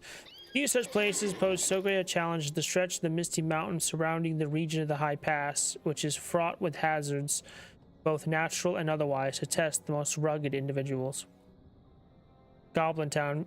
Few know the full extent of the depths of Goblin Town, and those who have experienced them most likely died therein as slaves to cruel goblin overseers. The goblins themselves may not know all the ways, for the deepest passages extend far into the heart of the misty mountains, where dark and unseen terrors lie, and the goblins will not brave these passages unless driven or enraged. High passes. In order to cross the misty mountains, travelers have long had to traverse high and treacherous passes, often choked with snow, knife-like winds, and other more aggressive hazards. Seek out these passes in the secret ways of the mountains. The ruins of the Misty Mountains. There are not many ruins to be found in the Misty Mountains, for few indeed are those willing to build anything of note in such an inhospitable environment. Those that are to be found here were built long ago by the dwarves. Travelers have long told tales of the mighty and capricious giants that inhabited the cold peaks of the Misty Mountains. You must seek out their places for yourself, however, for there are few who have seen them left to tell you the way where giants dwell. Find Bilbo's buttons. How strange. Scattered throughout the warrens of Goblin Town seem to be a set of old, well-worn brass buttons, as if lost from a hobbit's waistcoat. How in the world does such things come to be in these dark and twisted tunnels? Goblin Town. Find war steadings. The war steading serves as a large barracks for Goblin Town, where their soldiers and skirmishers gather and prepare for raids upon the villages to either side of the mountains. Mostly they descend to the passage to the east to fall upon the smaller and more weakly defended settlements of men which border the Mirkwood. But on occasion, when their strength grows, they have been known to raid elf settlements on the edges of Rivendell's domain, though these overbold assaults generally turn out badly for the goblins, and few return. Thundergrot is aptly named for the enormous booming sounds that go through the surrounding caves and passages. This thunder is produced by massive drums carried by cave trolls, bred and enslaved by the goblins and employed when they raid larger settlements under cover of night. Slave pens. The stench and horror of the slave pens of Goblin Town are the subject of dark rumor among travelers who must brave the High Pass, for it is well known that the goblins delight in taking such folk captive and dragging them down to the depths of the mountains, where they are pressed into cruel labor in the darkness, and few ever again see the light of day. Golem's Cave is a dark, silent lake nestled down near the roots of the Misty Mountains, and it is said that even the goblins fear it greatly and rarely come here. The famed hobbit burglar Bilbo Baggins stumbled into this cave long ago, and there met the wretched creature Gollum. It is said he won his freedom through a riddle game, but there is rumor that he did not play fairly. The Great Goblin's Den. The throne room of Goblin Town, the den of the Great Goblin, is not a place where most travelers wish to find themselves. Possessed of an odd and unfair sense of justice, the goblins usually bring their captives before the Great Goblin to face his judgment rather than simply imprisoning or killing them. His judgment for presumptive crimes usually involves spying or trespassing upon the goblin's domain. Unfortunately for the hapless captives, the outcome of these encounters is foreordained, and the punishment for such interactions is always unpleasant and ultimately fatal. Deep Fires. This sweltering cave houses the forges of Goblin Town, where cruel implements of war and torture are fashioned by over-clever smiths whose knowledge descends from ages ago when the Dark Lord taught them the arts of metalsmithy. Eglinor. The true origin of the ruins that can be found scattered in these caves is unknown. It is clear that once the dwarves dwelled here and built their tunnels and mines, but this was lost and abandoned to the goblins so long ago that even among Durin's folk, there are few who remember the names of those who built it or how their story came to an end. Coins camp. Only here can the Longbeards still be found in the Misty Mountains, and only in this small, lonely camp built amongst the crumbled ruins of older, far grander dwarf holdings. The few brave dwarves who have come here face insurmountable odds in the taming of these wild peaks, however, and the task seems impossible so long as the power of Angmar continues to grow in the far north. Rither's Haven. Once this ruin led into a haven used by dwarf hunters and scouts who roamed the Misty Mountains in their incessant battles against the goblins. Now it lies sealed and abandoned. The sturdy warriors who once manned it long ago, driven from the mountains. Iskeld's Lookout is one of the oldest dwarf outposts in the northern Misty Mountains. It was built to stand guard of the source of the river Bruinen and ensure that no enemy would be able to interfere with the life-giving flow of waters drawn into the lands below. How it followed the Longbeard's fortress to the south, Iskeld's Lookout was abandoned, and only wild and terrible beasts roam here now. The Bitter Stair is a treacherous switchback that leads to the gate of the dwarf fortress of Heligrod, once the largest of the holdings of Durin's folk in this region of Middle-earth. Until the Second Age, it was sacked by the dragon Thorog and his blood, who claimed Heligrod as his lair. Some years later, a force of dwarves led by a great hero fought their way up these stairs to the fortress. Many of their number were flung to the depths below by the drakes which defended the approach. But in the end, the hero fought his way into the fortress and did indeed slay Thorog. Alas, so many dwarves were lost in battle that they were forced to abandon it to the dragon's brood, and they have never returned thence. The Forbidding Heights. Kirith Dar was one of the major passes that travelers used to enter the High Pass. Even at the best of times, it is torn by winds and storms and is treacherous to pass through. It often becomes completely impassable during the late seasons, blocking all access between communities on the eastern and western sides of the Misty Mountains.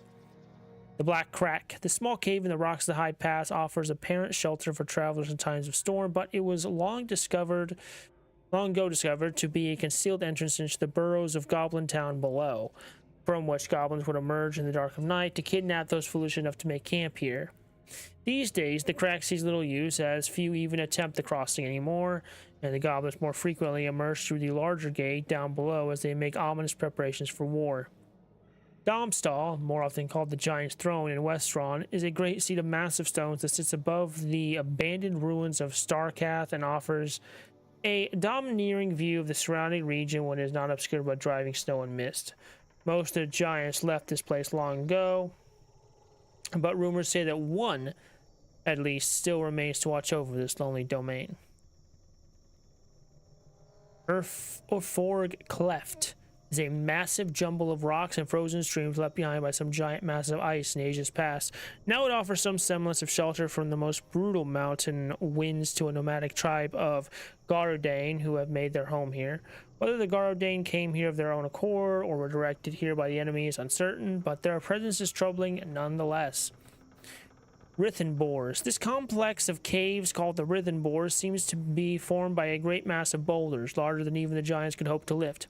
How they came to be this way is a mystery, perhaps by the fall of an entire peak upon the mountainside below or some equally cataclysmic event.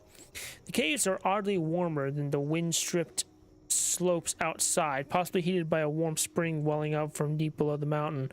However, any traveler hoping to take shelter within would be strongly advised to look elsewhere, for the same warmth has drawn a large and deadly brood of worms in these caves, and to carelessly wander within is certain death.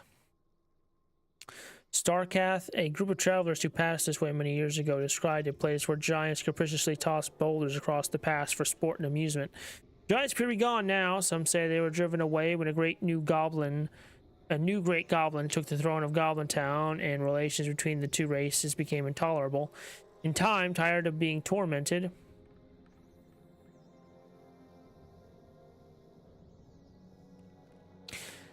by their diminutive foes, the giants left this place and moved towards Eorbar to the southwest. Only the massive stone slabs that they once used as shelter remain, echoing with the howls of the wargs who now prowl among them. Hrimbarg. Founded for the city of Helagrod, Hrimbarg was once called the crown of the Misty Mountains by the dwarves who lived there, and they marked it as the highest dwelling of their people in all the world at that time. Alas, it fell neither to the goblins nor giants nor dragons nor the wickedness, but tales say it fell to a great storm that drove down upon the high pass and did not relent for 5 long years, choking the passes with vast amounts of ice, even burying Hrimbarg itself within a deep, featureless blanket of snow.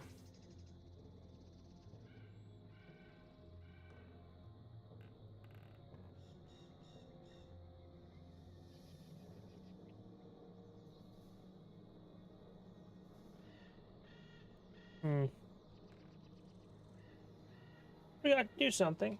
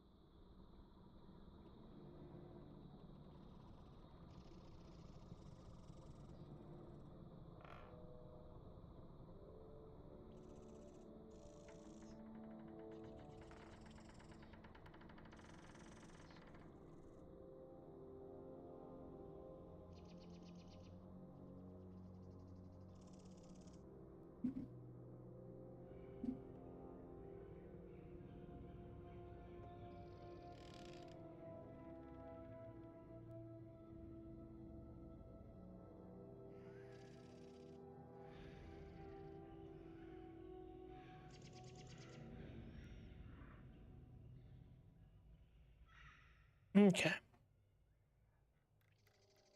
There we go. Anyways.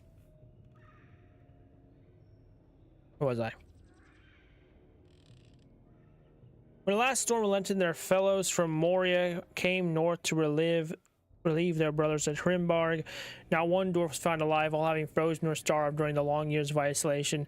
It was decided thereafter that Hrimbarg should not be resettled, and it has stood empty for years beyond reckoning. A Kultat. Newly built since the ascension of the new Great Goblin of Goblin Town, the camp of a Kultat is set among rock ledges and spires that overlook the approach to the main gates of Goblin Town. Historically, the goblins in the Misty Mountains have eschewed the construction of camps in the inhospitable drifts and glaring light of the high pass, and it's unsettling that they should choose to do so now. The only likely explanation is that they are preparing to extend their grasp beyond the mountains in some fashion, which is surely ill news to those who live in the hills and forests below.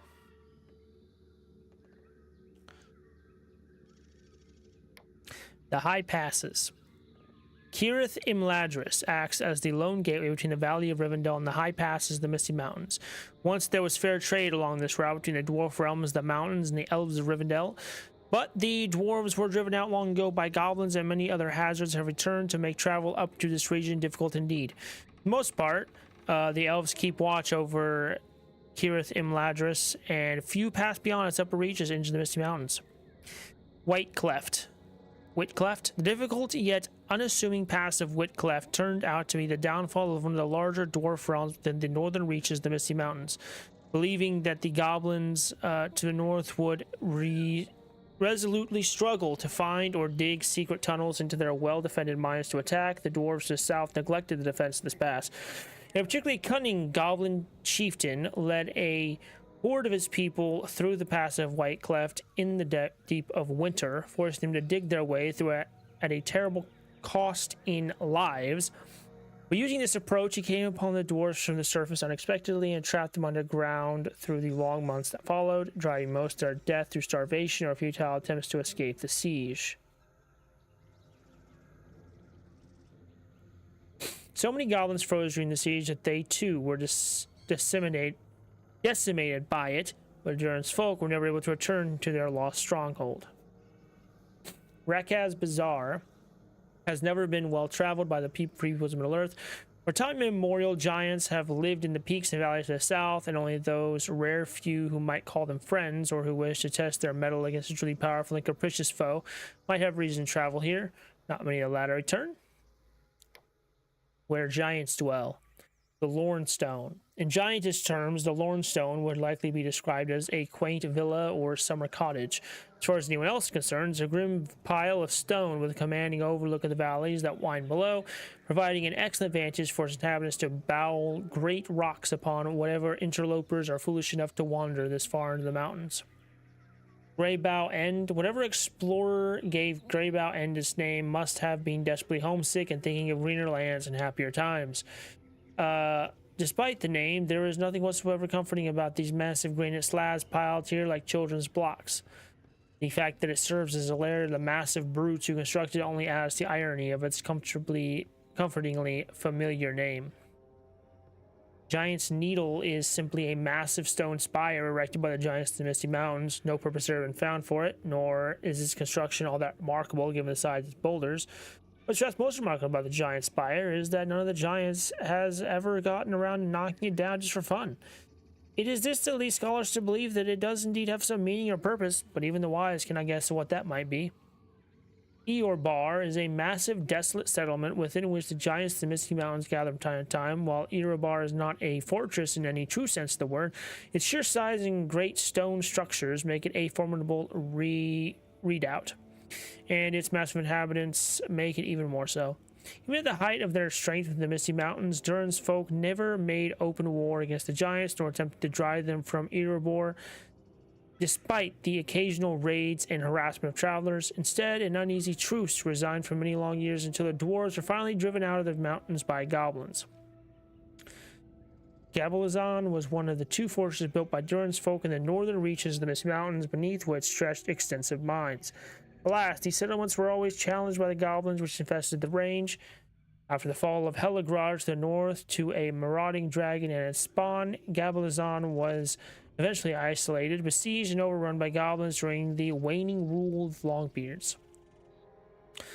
These days, the goblins have abandoned the fortress to ruin, and in their stead, an odd alliance of giants and the traitorous Dowerhands have made it their home. Raspbottom's stain was something. Blood, perhaps? In any case, certainly is not a goblin relic. It looks more like something you would find on a hobbit's waistcoat. Tarnished button. This odd little brass button is heavily tarnished and worse for wear, but it seems that at some point it would have set well upon a rather fine coat or jacket. How did goblins get this? Polished button. This brass button is old and worse for wear, but it looks like some curious goblins polished it recently.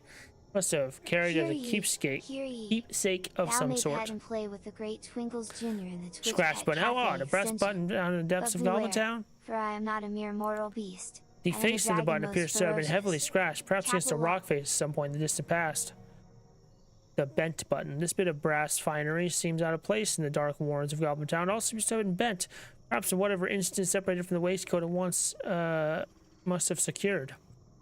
Shiny button. This brass button looks surprisingly well kept, and you can still faintly see the etched design on it that marks it as being of Shire manufacture. But what hobbit in his right mind would venture in the depths of Goblin Town wearing a waistcoat?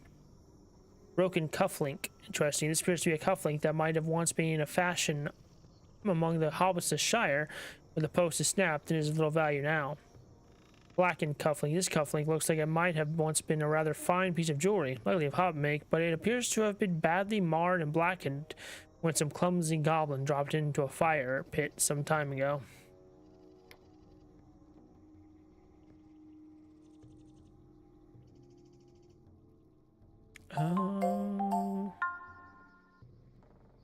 Greetings, mine viewers. Yeah, that's fine. Twinkles Jr. hath received thy fortune cookie, and it doth read, thy future holds much adventure and mischief.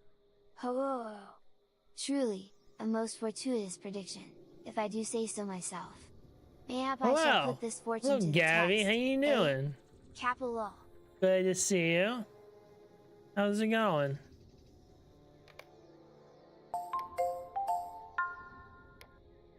Hello, how art thou, Gabathithi Gotsenshi? Twinkles Jr. doth bequeath upon thee mine most humble and sarcastic greetings. Thy very existence doth amuse me greatly. Capital.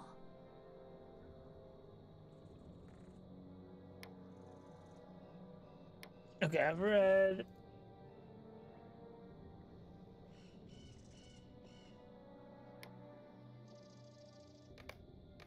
Shaw's. Sound.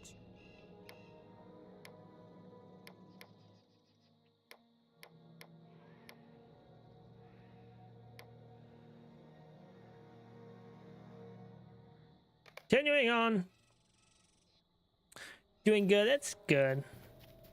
That's good to hear. I'm doing all right.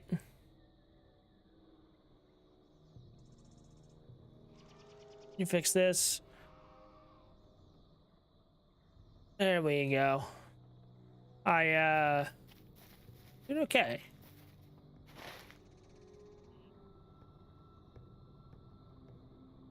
Where? Let's see. Where is this?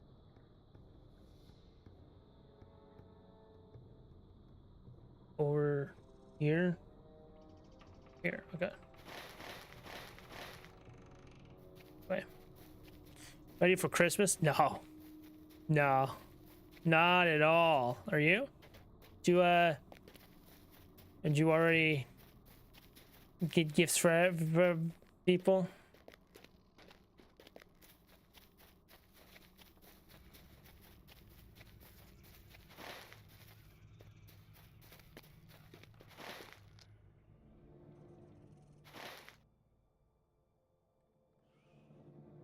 Let me go right here. Okay. Get all your Christmas shopping done? I have not. Not even close.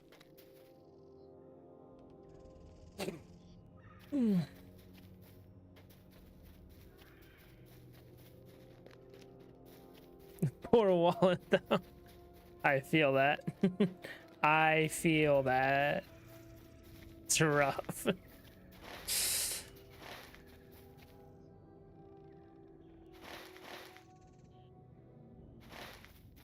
Going the right way. Yeah, I'm not. I haven't done anything yet.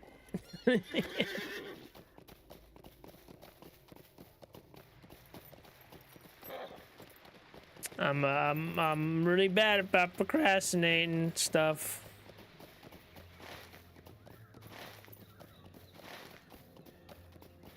But I do get paid tomorrow, so.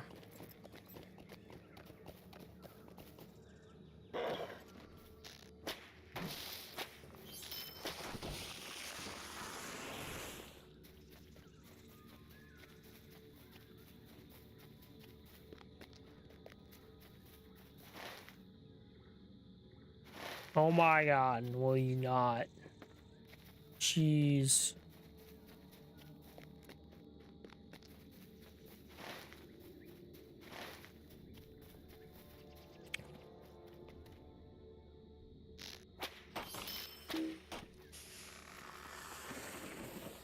I think Christmas is my favorite holiday.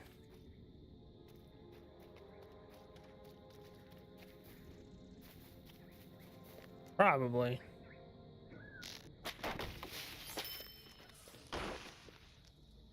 Nell Doralas's flower. I can. An unearthly white flower gently glowing from within. The forest leaves nearby to the westward. Ancient name as you approach.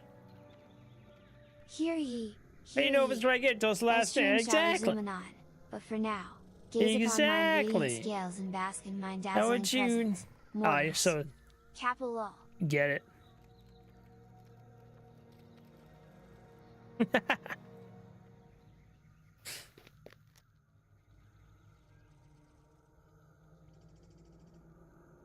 Okay.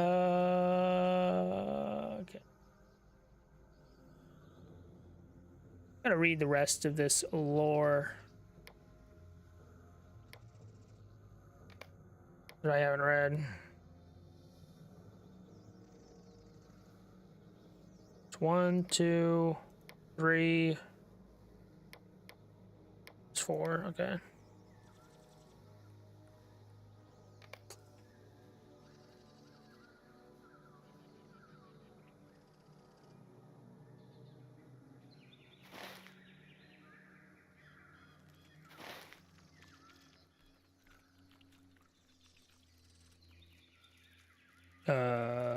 Bree?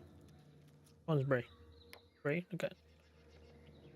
Dorland's flower. Let's see. This one.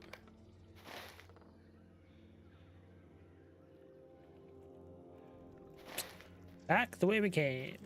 Yay. Jamming to music, hell yeah. Go. I love Christmas music. I love Christmas. I gotta watch have you seen Olive the Other Reindeer? You ever watched Olive the Other Reindeer?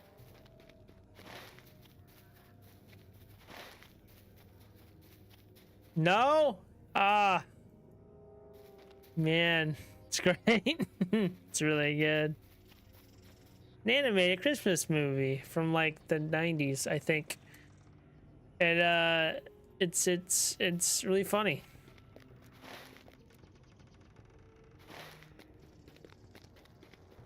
The joke is his name is Olive, and so he thinks when it says like the song like Olive the Other Reindeer, he's like, oh yeah, that's me. I'm Olive the Other Reindeer.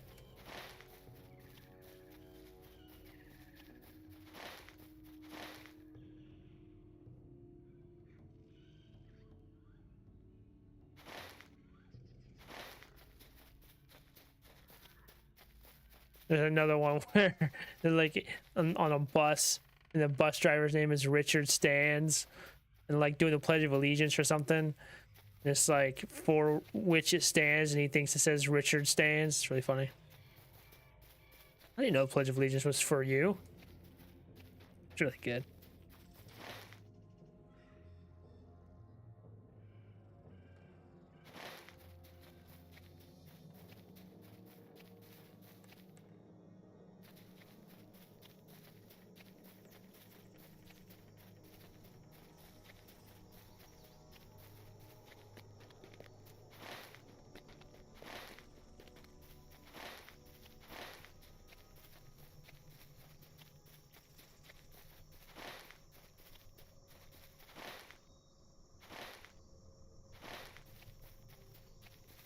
Around here.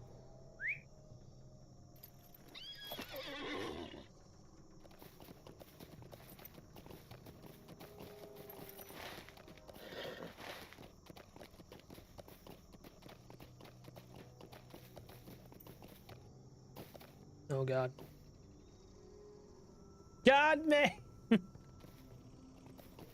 So so the Greetings, my dear viewers. you ever heard of Twinkles Jr., You your ever heard of- favorite mischievous dragon, has arrived.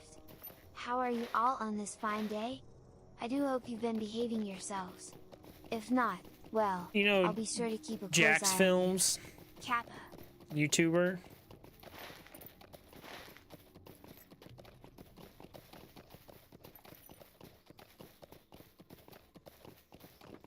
It's one of his like community memes. Really good. God mode. Got him. Got him.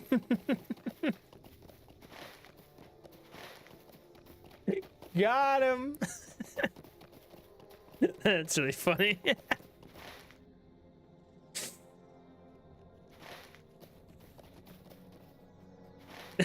Makes sense.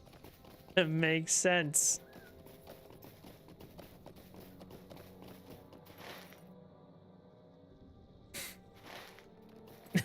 Like transform, go God mode. That'd be cool. It's a good idea. No.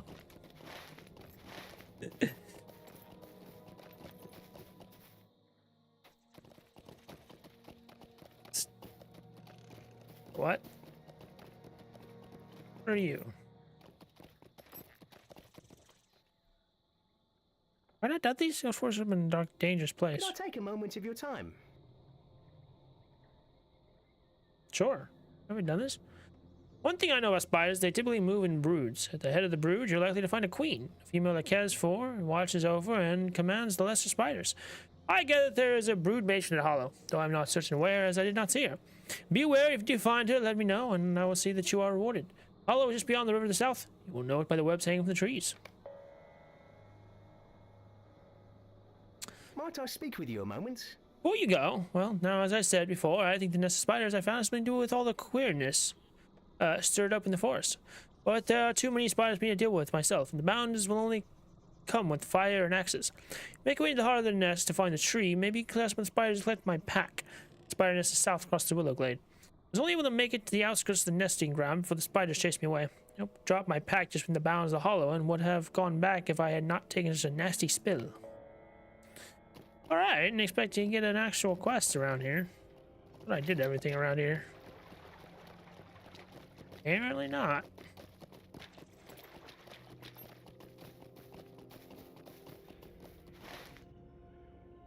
God made! It's pretty God made.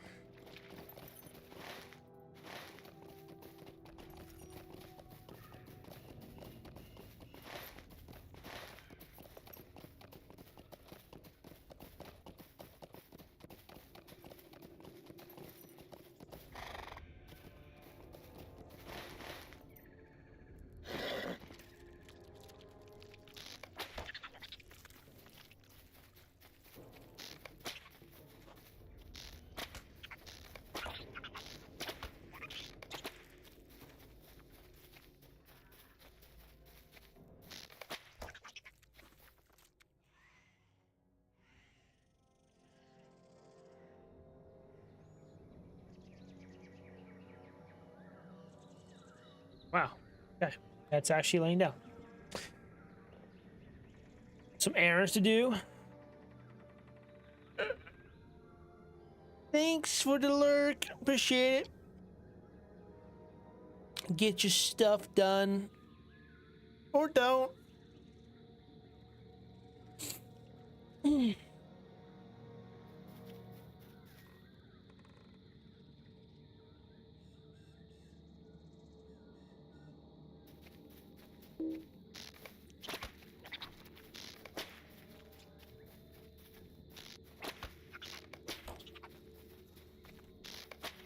Boom.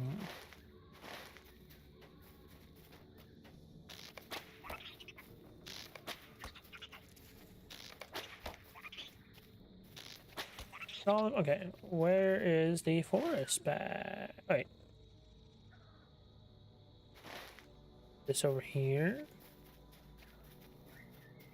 Oh, there's flower. Pack dropped by the Buckleberry Forester. Yep.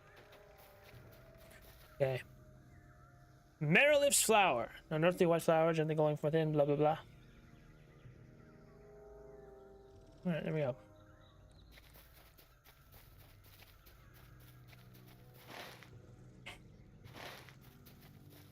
Now to defeat Lebranil. Lebranil?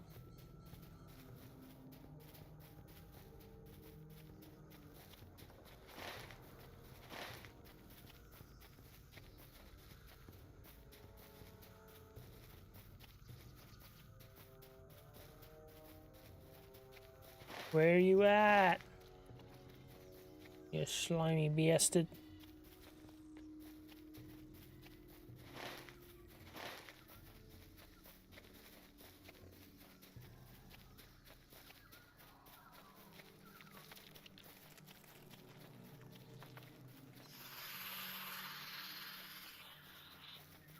That was a sound of all time. Hey, listen, listen. Chill.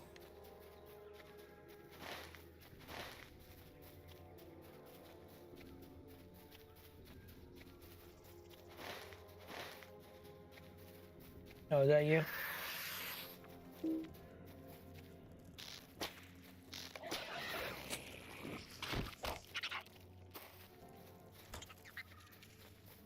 All right.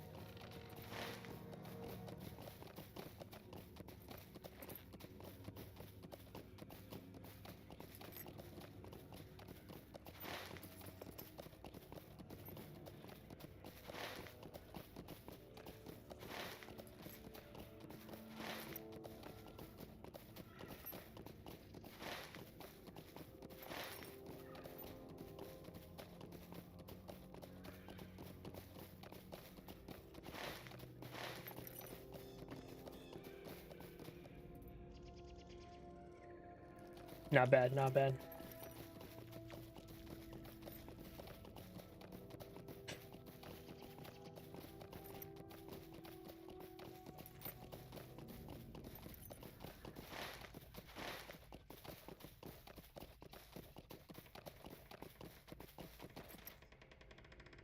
No. Okay.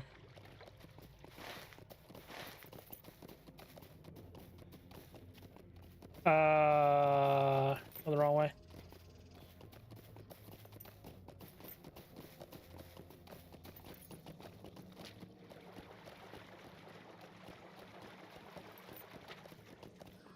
All right, there you go. Just a moment. Good riddance. We are better off without that queen creeping about. The trouble with spiders that make their way into canopies and hollows is you never know when they have grown too big to deal with properly. Thank you for all you have done. What do you need? Though I do hate disturbing the natural order in this place, but cannot be sure the spiders now in this area are natural. I swear they appear from nowhere.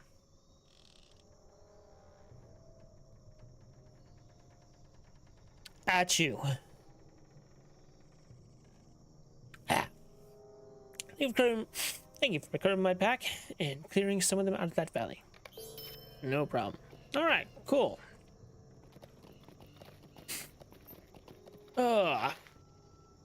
Now, me around this way, then we find...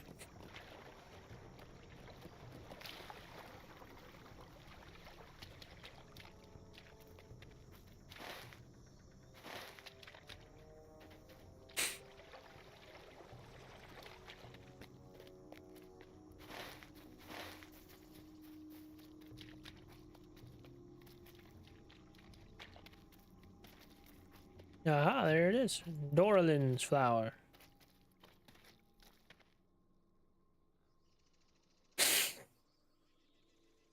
Oh god, okay. Okay,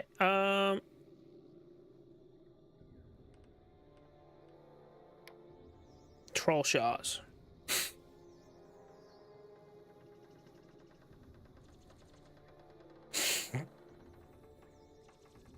Enemies of the Angle. Explore Etheldir. The stronghold of Etheldir, the Well Watch, was built above the crossings of the Horwell to keep safe the passage to Linden during the Second Age. However, the keep itself was to be the site of a grievous defeat during the War of the Elves and Sauron, when the fearless captain Orenoriel lured the armies of Sauron in the fortress, where she and her company met their deaths. And yet Orenoriel's sacrifice is not remembered as defeat, for it was by her actions and those for chosen warriors that many of the Eldar were able to flee to the newly founded haven of Imladris in the Misty Mountains, where they survived the depravities of Sauron and regrouped for the counterattack that would eventually lead to his downfall for a time. Glynathon. For 1,000 years of the Third Age, a line of the whole Budlan, calling themselves Stores, crossed the mountains in search of a hospitable place to live. They found the settlement of Glynathon, which became home to a number of thriving homesteads among the rocks and trees of the Angle. The Stores lived peacefully in Glynathon for about 300 years, but with unrest in Rudar and the growing threat of the Witch King's young kingdom of Angmar, they were forced to abandon the Angle in search of new lands. Ostwaren. The forest, the Trollshaws, and the Angle are littered with ruins of the petty kingdom of Rudar, a province troubled by both the trolls of the Trollshaws and the Amon-Dain that lived in the Angle before the coming of the Dunedain. Rudar would in time succumb to both external pressure and internal betrayal, and the Angle would become a borderland, a frontier known by some as Harnaith, the South Point, and by others as an untamable wilderness better left to trolls and hillmen. Wherever foul deeds were done within Ostwaren at the behest of the Witch King's servants have been thankfully forgotten by men, but the watchful stones and the blood-soaked earth remains. Thelgarth. The stronghold of Thelgarth was being built when Sauron emerged to attack Gondor, sparking the War of the Last Alliance, and when the survivors returned some years later, the Amon-Dain that fought alongside the Free Peoples were permitted to remain in the Angle. They helped finish the construction of Thelgarth, which became a bulwark against an attack from the south that never came. The threat instead would come from the north, when the kingdom of Arnor splintered into the three petty kingdoms of Arthedain, Cardolan, and Rudar. When this last fell under the sway of the Witch King's corruption, the citadel of Thelgarth held out the longest, serving as the seat of its surviving Dunedain kings, even in the face of Angmar's growing evil. When the king of Rudar and all of his household, save one, were murdered at the command of the Witch King, the last princess of Rudar secretly sheltered in Thelgarth. But plague and the rising power of Angmar would spell doom for the Dunedain. In 1637, Angmar cultists threw down the walls of Thelgarth and slaughtered his defenders in a massacre that came to be known as the Night of Red Waters. The Angle remained desolate for hundreds of years after that, but in time, half-orcs and brigands crept into the abandoned ruins of Thelgarth, unaware of its long and troubled history. Wow. Okay, explore the Trollshaws. The road to Rivendell. The long, winding road to the Trollshaws leads to the last bastion of civilization for a great many leagues. Travelers must take great care while exploring this road, however, for it is not well guarded from the dangers of the wild. Ruins of the Trollshaws. These lands once were the eastern extent of the old kingdom of Rudar. They have lain in ruins for many long years now. Most are inhabited only by wild beasts or horrid creatures that have crawled more recently out of the depths of Angmar. Wilds of Tal Brynnin. The southern Trollshaws are dominated by the wilds of Tal Brynnin. Few even amongst the elves live here now, and the forested hills have become heavily overgrown and inhabited mostly by wild beasts that pose a constant danger to travelers, and the few try to eke out an existence in these undisciplined lands. Alright, Trapdoor Lair. Of the larger spiders in Middle-earth, it seems that some have descended from a particularly dark and evil brood. Among these creatures, it is not unheard of for them to possess a cunning intelligence and even the power to speak in the languages of men. It is rumored that one such creature has made this ancient ruin its lair. Osthandal. Built as an outlying watchtower of Nan Tornath to the north, Osthandal once stood watch over the approaches to the ford of Brunnen. Minas Kiliant. A fortress was constructed in Nan Tornath long ago. It was built as a series of strong watchtowers in these high hills, connected by elegant spans. Minas Kiliant was the northwestern corner of these towers. Ostkal was once the main keep of the tower and fortress built in the hills of Nan Tornath. Now it lies in ruins like the other remnants of the old kingdom here in the Trollshaws. Emon Varad was named after the high hill upon which it was constructed, providing a commanding view of the surrounding valleys. Ostbrandras. This is another of the towers built upon the hills of Nan Tornath and combined into a fortress that once provided a commanding presence for the old kingdom here in the Trollshaws. All of this has lain in ruin for as long as any man can remember, and only the elves can speak of its ancient glory. Barad Glamgil overlooks the southern approach into Nan Tornath, as well as a dramatic waterfall, which cascades into deep pools at the base of the hills below the tower. Ostdurgon was constructed by the ancient kingdom of Arnor to stand guard over the main crossing into the Trollshaws and thus deny it to invaders from the east.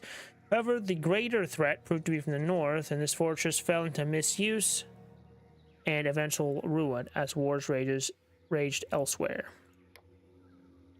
Sites of the Angle.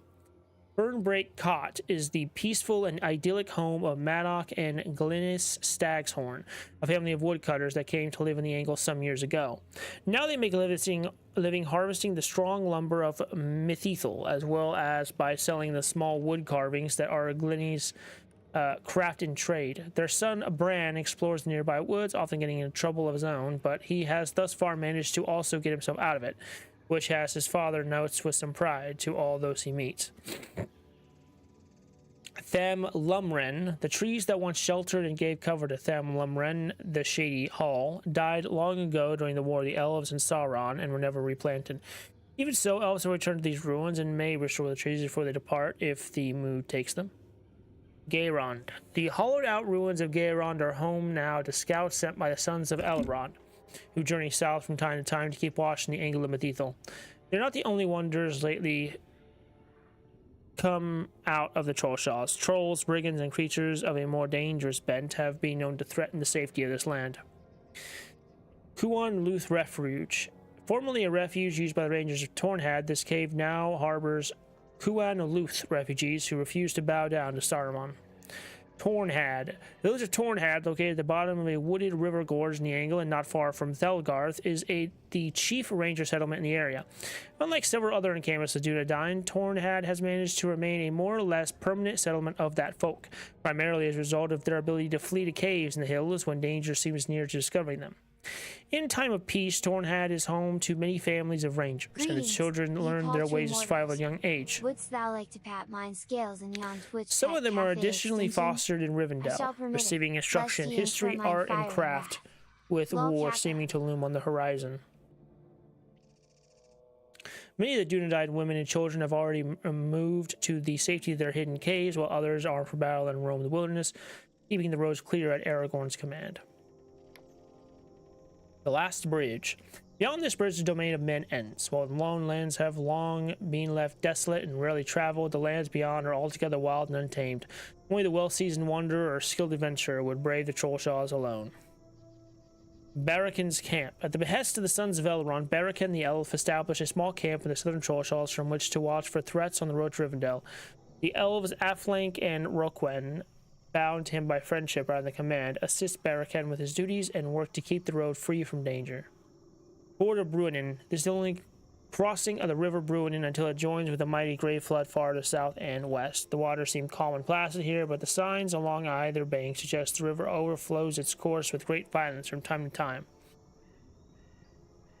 Gates of Imladris. The southern passage of Rivendell is called the Gates of Imladris and establishes a clear bastion of civilization and safety and otherwise a wild land. Nevertheless, the elves of Rivendell guard this approach carefully, and it is not entirely safe for travelers to approach unannounced.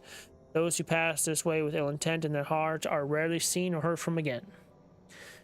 The Wilds of Tal Bruinen, Cirith Uluin. Though worms can be found scattered in other areas of the Trollshaws, the breed here has grown particularly deadly and numerous. Indeed, the aggressive hunting instincts of these vicious beasts do a great deal to dissuade those few explorers and settlers who might otherwise take up their livelihoods in the wilds of Tal Bruinen. Ekad Kendaleth. The ruin of Ekad Kendaleth is believed by scholars to have once been a center of art and learning in the ancient kingdom of Rudar. Before it fell beneath the corrupt sway of Angmar and was destroyed in wars with its neighbors, after which even its original name was lost. Now it simply acts as a makeshift camp for those hardy souls brave enough to explore the surrounding wilds.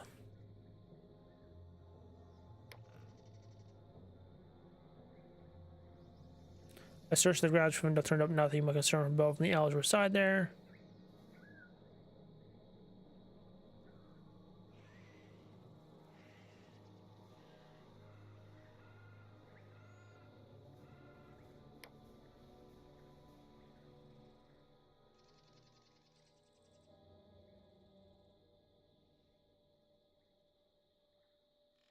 Oh god, is there anything else?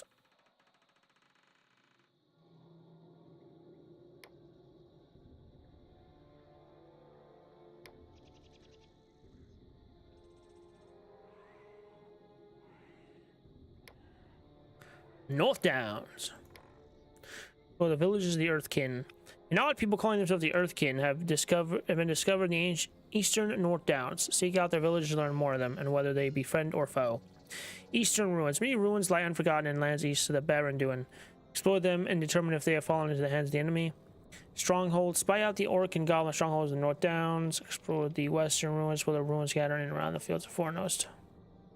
Strongholds exploration. Find Nan Wathrin Western Pass. Once this pass served as the Grand Gate of Nan Wathrin, a strong fortress that stood guard of the city of Fornost. It has long lay in ruin.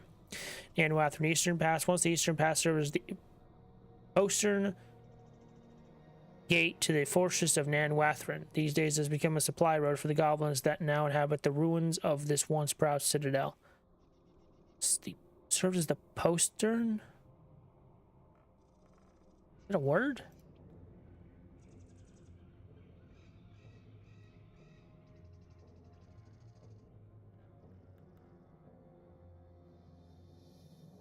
Back or side entrance. Okay, interesting.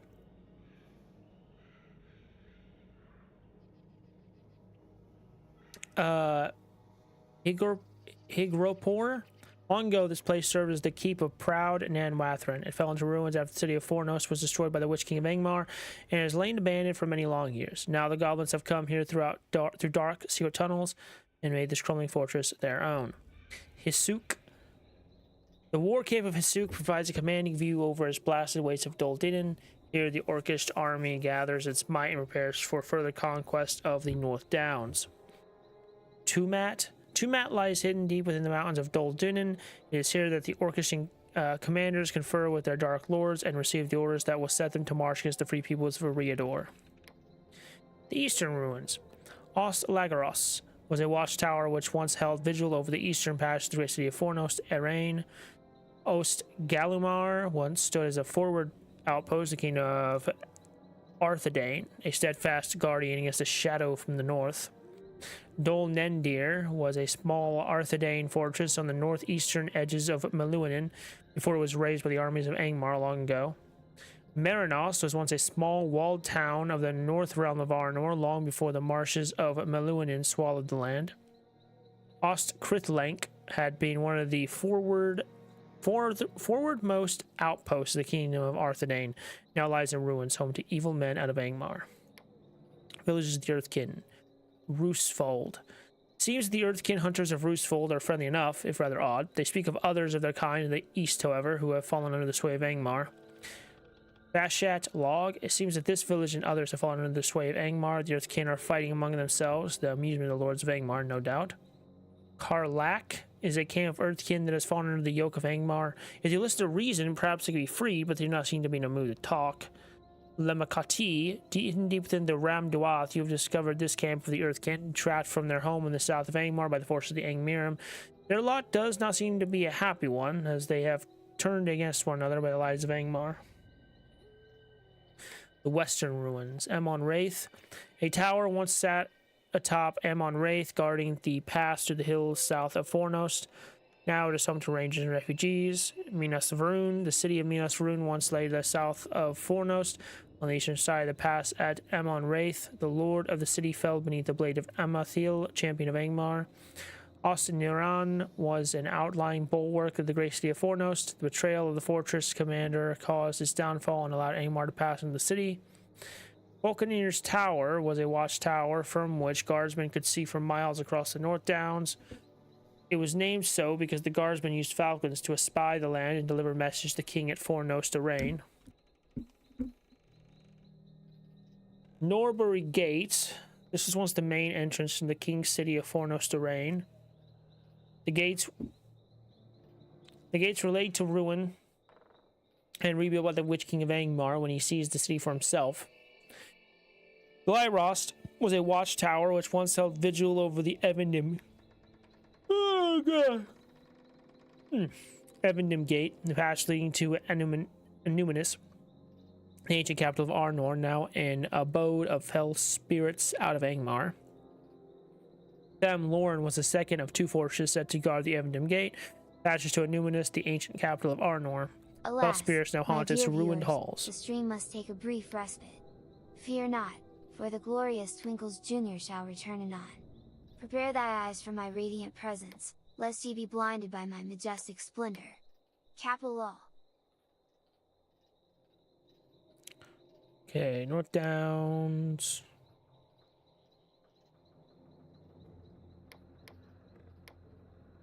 Okay, Lonelands. Find Barad Iakant. The Tower of Barad Lakiant is the symbolic center of the stronghold of Minas Ariel. Once it rose high above the valleys below and caught the first rays of sunlight as it slanted in over the surrounding mountains. In ruins now, it is only a symbol of glories long lost. Ostladden, once the primary keep of Minas Ariel, proud knights of the kingdom of Arnor once issued forth from the gates of Ostladen and to the hills and plains below.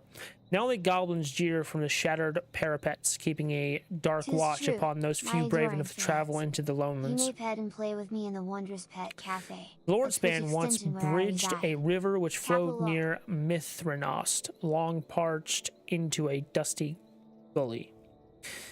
Mithranost was once one of the strongest fortresses of the Northern Kingdom in days past. Now it is not but a hiding hole for dwarf brigands in the service of Skullgrim Dourhand. Thandobel. The Tower of Thandobel once guarded the passage between Ostcairn and Mithranost. Now it lies in ruin, home of the outcast Dourhands. Ostcairn once stood vigil against the Hillmen of Rudar and the Angmirim of the north. Now orcs used the ruined fortress till they sieged the barren Lonelands. Neyrost was one of the first of the forces of the North Kingdom to fall when the Witch King marched upon Amonsul. Now half-orc brigands out of the south dwell within its ruined halls. Amon Ross, not much now remains of the watchtower upon Amon Ross, for it was the weakest of bulwarks of the North Kingdom. Now spiders infest the surrounding gullies and ditches. Ostguruth served as a stronghold of the North Kingdom in the days of the witch realm of Angmar. Now it serves as a temporary home of the Forsaken, the ruin hold of the Iglain. Explorer of the Lowlands. Explorer Garth Agorwin. Garth Agorwin lies in the northeast hills of the Lowlands. Once a great fortress of the ancient kingdoms, rumors say that it has become a stronghold of corruption and evil. Grim fens are in the southeast extent of the Lowlands. Travelers have avoided this place for as long as any can remember, and for good reason. Defenses of the Lowlands. The Lowlands were once host to a string of forts and towers that guarded the roads against the incursions of Angmar and Rudar. Long ago, they fell into ruin with the defeat of the North Kingdom. Weathertop is in the western half of the Lowlands, its proper name of old is Amon Sol, and within it once lay one of the Plantier of the ancient kingdoms. Garth Agowin. Circle of Blood. The Circle of Blood is a vile marsh in Haragmar formed by the corruption overflowing from Agamar in the north. Nandalu was once a beautiful valley before the corruption of Agamar flooded in the land. Now it is home to vile creatures of Morgoroth who live only to breed terror. The Outer Gates. This gate opens to the courtyard of Garth Agorwin, once the fortress of the evil Rudar, now the ruined palace of the Red Mare of Agamar. Garth Agorwin Gate. This gate leads into the inner sanctuaries of the Red Maid and the vile and corrupted creatures who serve her. Ivar's Crypt. This crypt is the resting place and throne of the Gaunt Lord Ivar, the Bloodhand, Lord of War, Necromancer, and Service of Angmar. Spring of the Red Maid. This is the sanctum of the Red Maid of Agamar, a river maiden corrupted by the blood spilt in her waters during the war between Angmar and the North Kingdom. Find the Grimfens. Find Osthair. Osthair was a fortress of Arthedain set against the might of Rudar's Garth Agorwin in ancient days. Now fallen into ruin decay, home the shades of Oathbreakers sworn to defeat the Red Maid of Agamar. Nindor. Nindor was another fortification of Arthedain, overrun by the Hillmen of Rudar in wars with Angmar. Wights summoned by the Gaunt Lords of Morgoth now haunt the ruins. Weathertop exploration. Ekad Sol. The tower at Ekad Sol once guarded the northern approach at Amon Sol, but it was destroyed in battle with Angmar and Rudar. Weatherfoot is at the southwest edges of Amon Sol, an ancient watch post now beset on all sides by goblins. Glum Hollow. In the northern reaches of the Weather Hills lies Glum Hollow, an ancient way station. Orcs have made the place their residence where they plot the invasion of Eriador. And Weathertop, the great hill of Amon Sol, once the site of a great watchtower which was raised by the Witch King of Angmar after he discovered that the Plantier, which was once contained within, had been taken west by the King of Arthedain. It is a place hallowed by rangers.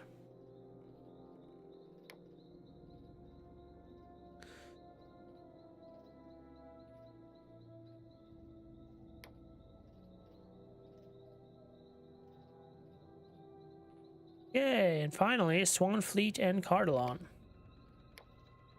Explorer of Cardalon. Learn much of the lore of the fall of Cardalon, the haunting of Tirn Gorthad. The inhabitants of the Vanished Realm. You have thoroughly explored settlements and other points of interest to Cardalon. Perils of Cardalon. You have thoroughly explored many encampments and other dangerous places to Cardalon. Treasure of Cardalon. You found many lost and abandoned treasure caches in Cardalon. Lore of Swanfleet. Complete dwellers will suddenly learn much. Those who dwelt in Swanfleet throughout its long history. Many folk of the Glanduin. You've thoroughly explored settlements and other points of interest in Swanfleet. Complete perils of Swanfleet. You've thoroughly explored many encampments. No dangerous places in Swanfleet. Incomplete treasure of Swanfleet. You found many lost and abandoned treasure caches. Inhabitants of the Vanished Realm. Explore Stonecrop encampment. Northwest, the crumbling ruins of Tharbad. A band of folk from the town of Bree have made a temporary settlement led by Burl Stonecrop. The group has come to scout Cardalon and determine whether there is room in this land for outward expansion. Stonecrop's folks have been rebuffed from Tharbad by the orcs that have already made their way into the city, but the stubborn Breelanders have not yet given up on their plan. Gerwin's convoy. After being waylaid by bandits out of Andrath, Gerwin's convoy circled its wagon to set up a temporary campsite to make repairs. replenish supplies, and decide whether they should continue their journey south in Carlon, searching for land upon which they might settle. Surland. Elves of Rivendell have set up a temporary campsite across the river from Caranost, which they have dubbed Surland. Perched high above the roaring river and amidst the ancient ruins, they keep a wary watch upon the orcs who now reside within the ruins of the crumbled fort. The town of Herne sits at the meeting of the old road southwest of Caranost, settled long ago by the folk out of Bree. It grew swiftly into a trading settlement, which might eventually have rivaled Bree Town had Calamity not continued to visit the land in the years that followed. Surlock Farm. The Surlock family has tamed the countryside here, establishing a productive farm for several decades. Their success has been threatened in recent months by goblin raiders and an increase in nearby banditry. Sarn Ford. The Baranduin runs deep and wide, with very few natural opportunities for crossing. One of these is Sarn Ford, where stony shallows form a causeway, allowing for traffic of foot, hoof, and wheel. But the crossing can be dangerous, the rocks slippery, and the river fickle in its flow. Heralds of Cardalon. Emon Fern. The slaughter of the Battle of Emon Fern was so intense that the hill became known as the Dead Mount. A great cairn was erected in memory of the slain.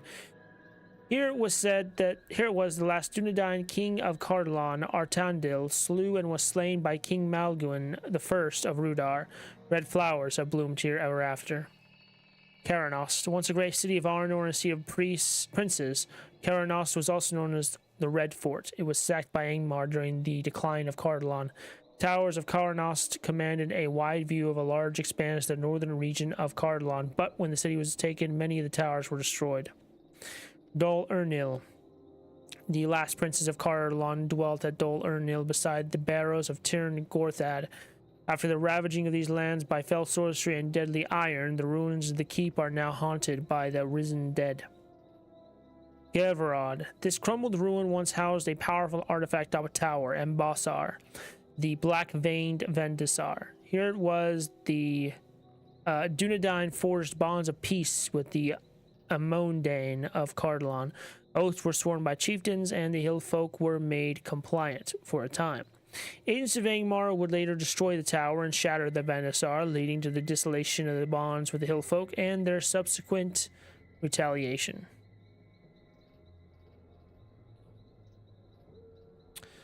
Gond Orcal. Time has erased the memory of the builders who made the standing stone at Gond Orcal and for whom they erected it. Ancestors of the Amondain treated this as a sacred site, but over the years it has seen horror as well. Hod Nirui. In days long past, the Amonadain built the shining stone halls of Hod Nirui, where lie entombed several of their lords and families. Much of what remains has long since turned to dust, but the hall remains. Nimbarth. Once a great stronghold on the edge of the Wade Water, Nimbarth now lies in ruin, home to the evils that serve the enemy against which it was intended to defend. Nettingglade. Local legends speak of terraced gardens that once sprawled across the hill known as Nettingglade. Long before it was the home of terrible spiders spinning their deadly silks, it was a beautiful place of flowers, fruits, and fountains. It is said that even the Lady Galadriel herself toured the past in ancient days, wandering with a soft smile among the roses. Sarkvorn. Deep within the old forest, the flooded tombs of Sarkvorn have remained hidden for many years. Finely crafted graves mark the resting places of nobles and royals, kings and queens of ages long past, but their names are now forgotten and the tombs have become a den of evil. Older still are the standing stones with their swirled carvings and ancient symbols of a people lost to time.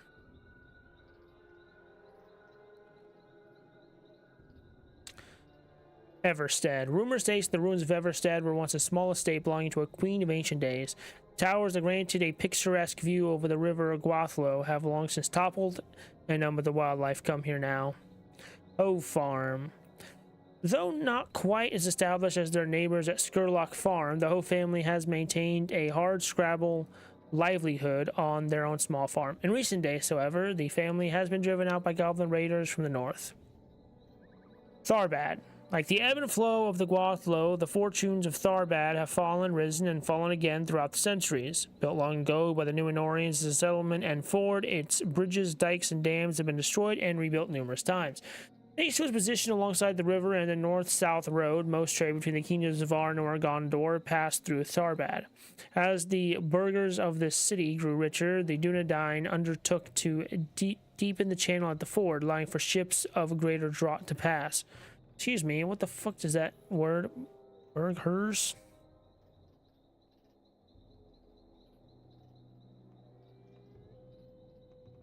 What? Citizen of a town or city, typically a member of the wealthy burgess.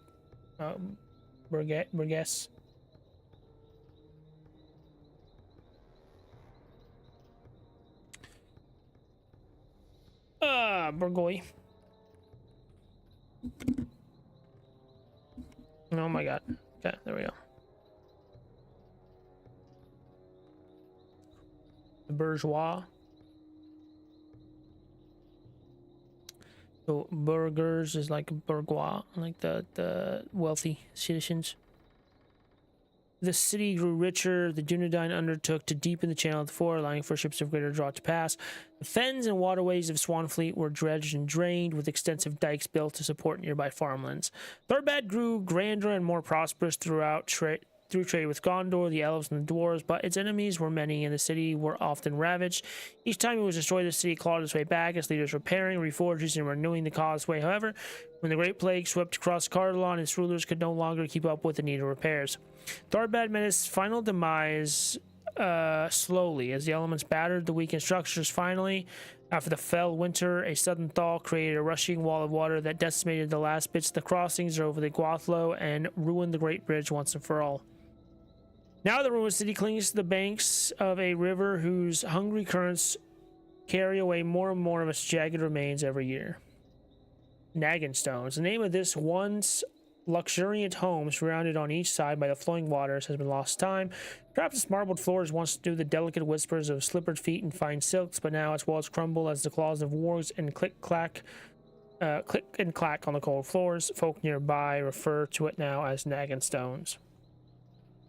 Wilvenclove. The rocky alcove of Wilvenclove hosts the dens of a formidable wolf pack which prowls the rolling hills and barrows of Rudymore and Tirn Gorthad. Perils of Swanfleet. The Howling Stones. Wolves have lived at Howling Stones for as long as the people of Mossword can remember, but they generally do not stray too near to the outer palisade.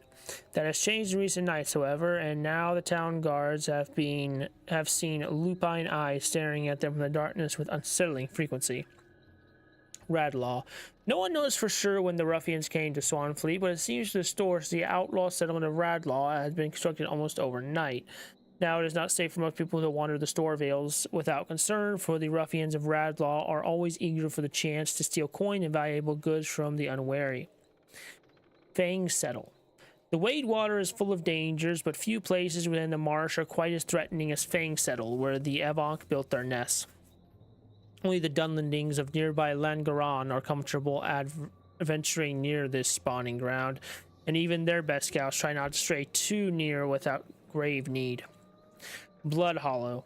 Piles of discarded bones and the carcasses of long-dead prey mark the warg dens of Blood Hollow, a dangerous place even the highly skilled Dunlending warriors of Langaran try to avoid without need.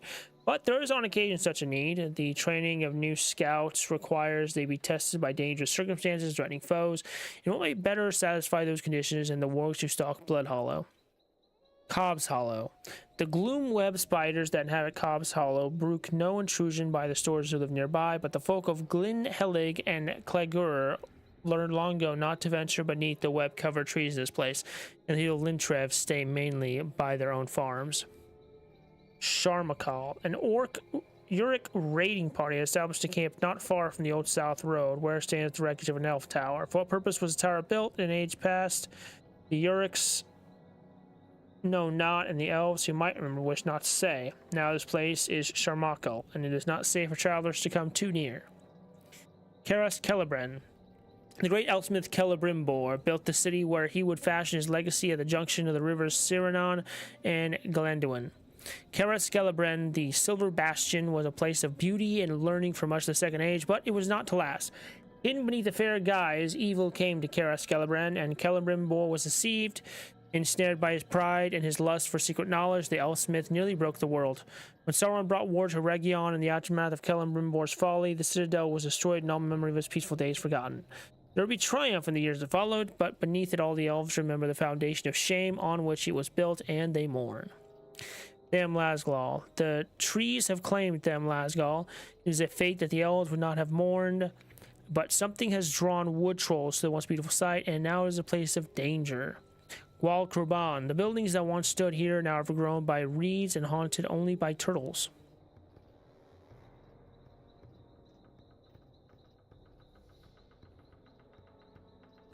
Them Kelakir, the Hall of the Swift River, was one of the last sites to stand against the armies of Sauron when he brought war to Region in the Second Age. Many elves perished both within and without its walls, and evidence of their final stand can still be found in the debris that litter the once proud ruin. The many folk of the Galanduin, Mossward. The small border village of Mossward is located not far from the broken bridges of flooded Tharbad, but if any of its folk are descended from the proud people who conducted trade along the Great Flood, they have forgotten it. Forgotten too are the dangers of the past. Mossward has been a place of peace for many years, and retired adventurers make their homes within its palisade alongside hard Scrabble farmers and craftsmen, with mischievous children running through the lanes, getting up to trouble, and chafing against their parents' commands and restrictions. A recent raid by Urix, bearing the mark of the White Hand, has lit a fire of concern beneath the people of Mossward, stirring them into action. Clegger, home to a rustic strain of a hobbit that was once plentiful in the area, the village of Clegger is a place of peace and quiet. Under the watchful eye of Mayor Malmadog Torlon, the stores who live here hunt the wild beasts, the Vales, but otherwise keep themselves, as long as they can keep their pantry stocked with salted meats and plenty of root vegetables for the winter. The folk of Clegger will continue to thrive. According to its inhabitants, Clegger is the finest of the 3 villages in the Store Vales. Langaran is a settlement of fairly recent construction, established on the edge of the marshes, the Wade Water, by Dunlandings who have come north in search of a better life than the one they feared awaited them in Edenwaith. Sorry.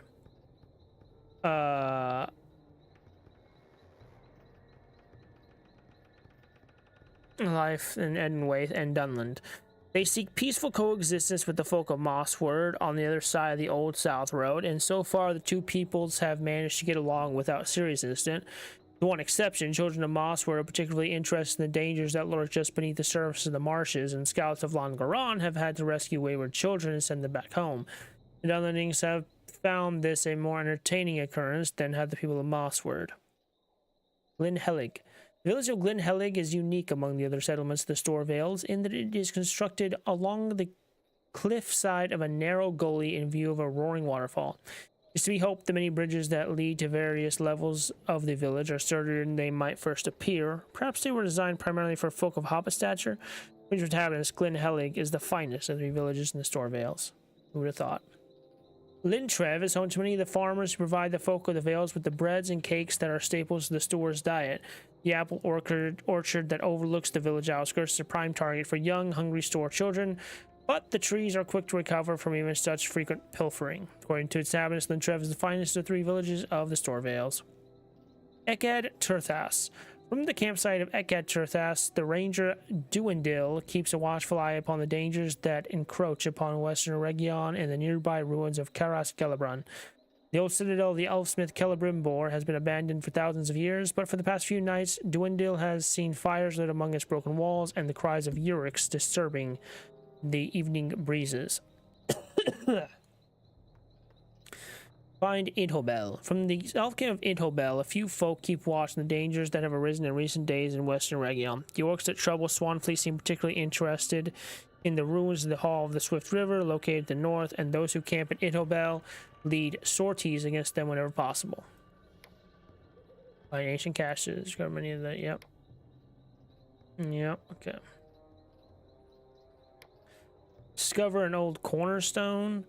Those old stones may have borne witness to Sauron's onslaught, but they still hold fast to happy memories, weddings, personal centenaries and ceremonies of all kinds took place in this one elegant pavilion. Curious pendant. My love, if you're reading this, then you have succeeded at my little treasure hunt and claimed the prize. I had this necklace made to your taste. Look forward to seeing you wear it. Engraved stone. There are carvings in the stone to mark each time the structure was renovated. The oldest numbers are impossible to decipher, and the most recent numbers date back to a time that precious few remember. Well-used fishing rod. The hook dropped in the water with a gentle splash. The lone hobbit dipped the toes into the water, deeming its temperature refreshingly brisk instead of horribly cold. Could get used to this, he said, to no one in particular. And so he did, fishing by the mill every Thursday evening, almost every week for the rest of his life. The only change his routine was the addition of some company as the years carried on. Cache of old notes. He recovered notes from scholars and conservationists of yesteryear. They'd be pleased to know the turtles of the Wadewater are thriving, perhaps a touch too much. Collection of poetry. You find an improbably well-preserved stash of paper upon which are written several drafts of poems of the following script.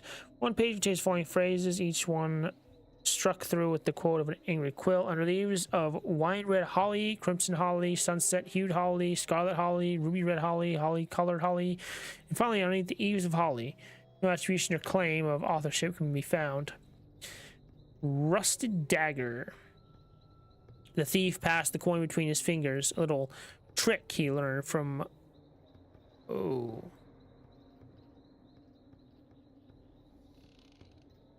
Am I supposed to do that? Okay. The thief passed the coin between his fingers. A little trick he learned from one of his many mentors. It was bold of you to flaunt ill-gained goods so openly, said the voice from behind the thief. Failing to hide the surprise, the thief spun on his heel. He saw a woman dressed in clothes that looked like they had been stewing in the Wadewater for days. How long had she been following him? On this, the thief... Oh, this? The thief held the gold aloft and donned an innocent smile. There's just a bit of good luck, nothing more. No thieves here, unless you're meaning to take this from me. His free hand drifted towards the dagger at his side. I have repaid your victim with coin from my own purse, she said, ignoring his lie. I do not intend to take that coin from you. I do not know you, nor your needs, but there is honest work to be had in Mossward. Prey upon those who travel the road show in peril. The thief sneered. Only bossed around by the likes of you. He went to draw his dagger, but the ranger, as he would one day come to know her as, was upon him and innocent. She parried his feeble stab and disarmed him, sending the blade clattering to the ground. The thief felt the bite of cold sting against his neck, and he froze. The reason giving this chance that you did not harm the one from whom you stole. She withdrew her blade, and the thief's hand snapped to his neck, checking for blood. He found none. By the time he recovered himself, the ranger's back was to him. She was walking away. Is that like it, or... Okay. Wow. Ravaging of Cardalon. The Oath plaque. Though worn and weathered by time, you were able to make out a few words inscribed upon this plaque. They seemed to allude to the oaths that were sworn here hundreds of years ago when the hill folk were forced to submit to Dunedain kings. Stone seat. The stone walls in the throne room were once decorated with rich tapestries, and lush carpets lined the floors. From here ruled the princes and one regent princess of Cardalon. The Dead Mount Obelisk. Though weathered by time, you can make out faint writing on the large obelisk. It speaks of Artandil and Malgun, kings who met atop this hill and who felled each other with simultaneous fatal blows. Thence fell Artandil and Malgun. Dead thorn pierces heart, war branch striketh eye, raven wine fast streaming, Dead Mount, corpse heavy, battle swellers, wholly slaughtered, forest thinkers, hunger appeased. Ash Mound. This site is a memorial of the victims of the Great Plague of 1636. Nearly all inhabitants of Tharbad, Dol Ernil, and Gond Orkal succumbed to the plague, their bodies requiring burning instead of the usual barrow interment. Fearful of the sickness passing to living, the bodies were burned in huge pyres without the usual ceremonies. It is said the sky of Cardalon was gray and that ash fell for days upon the land. The ashes of the victims were gathered and transported here, mixed together and dumped by the grieving survivors, who then piled stones atop the mound, in hopes of keeping angry spirits at rest. There is no record of the names of the dead, for they were too many to number, and most of those who put the bodies to the torch fell themselves to illness. Scroll of Luiloth. In those days, a fog ruled over the land, from whence emerged a plague of the dead who slew all before them. Most fearsome of these was a wraith-like figure known as Hith-Rengor, the Grey Fear, who terrorized Dol Irnil. Luiloth brought her young son Austere to Fornost for protection, while her husband, Prince Ostethel, hunted down the source of the evil. Prince Ostethel strode the fog, a mighty warrior in his prime, only to later stumble out looking as though he had aged decades. With gasping words, he revealed that the evil had been banished and that the land was safe once more. Aggrieved but proud, Luiloth returned and served as Princess Regent until Austere came of age. The people loved her, for she was good and kind and ruled wisely.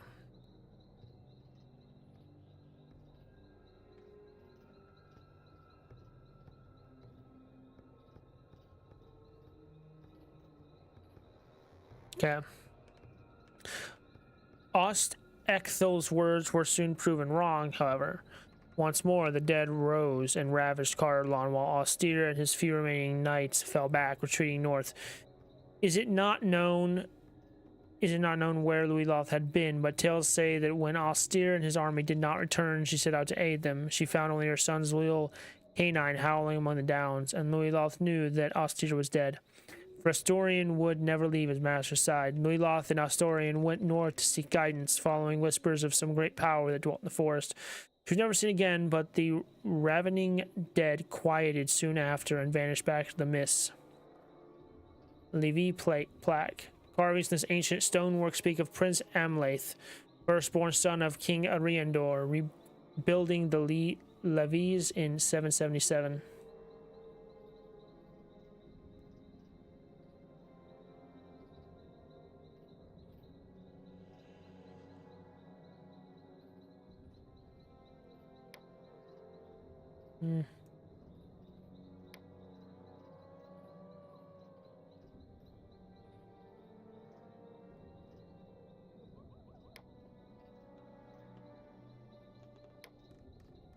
All right, there we go. Now,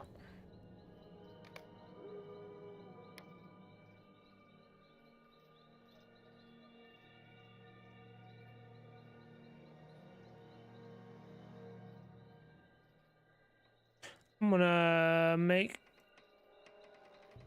All right. I think we're going to.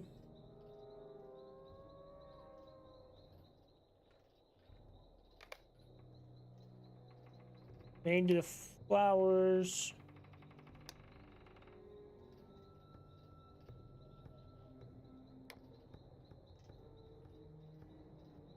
All right, we'll probably finish with the flowers and then ragged. So I need what? Oh no, flowers. The old forest. There we go.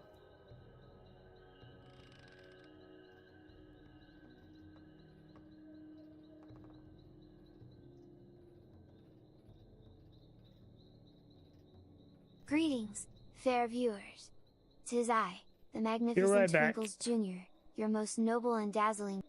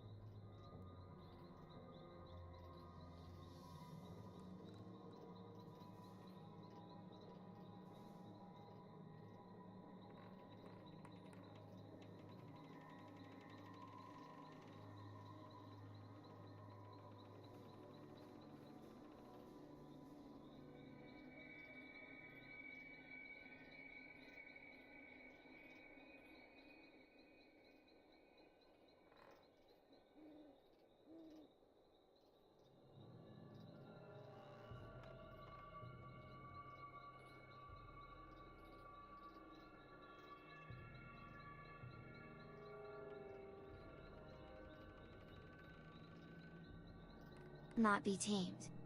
Okay. We're back. Some tea.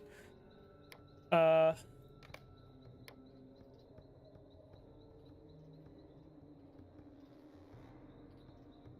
gonna finish reading. I'm gonna read the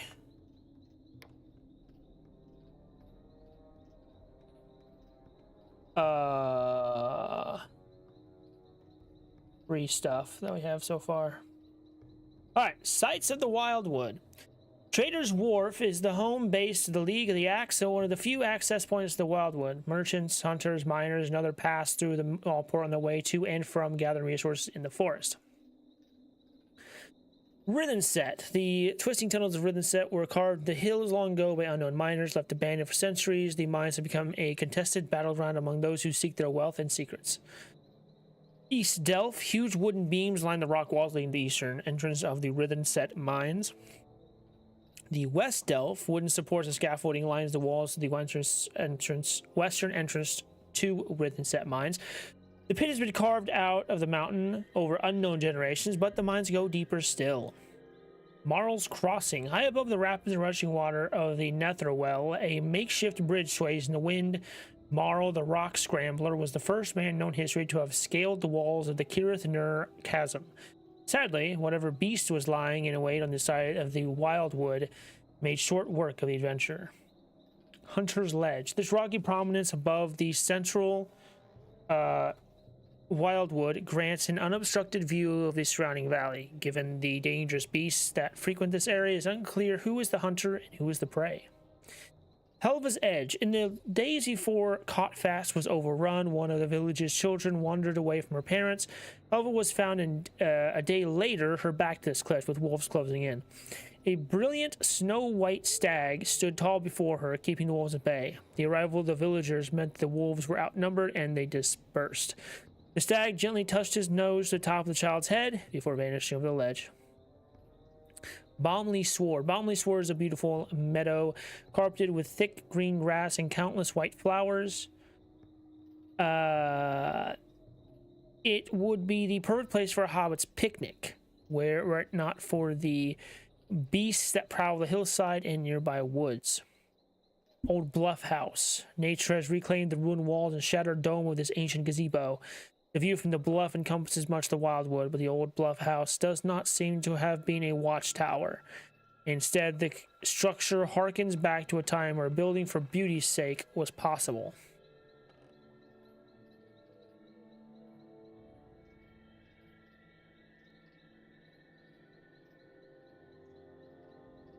Did she do anything? No. No.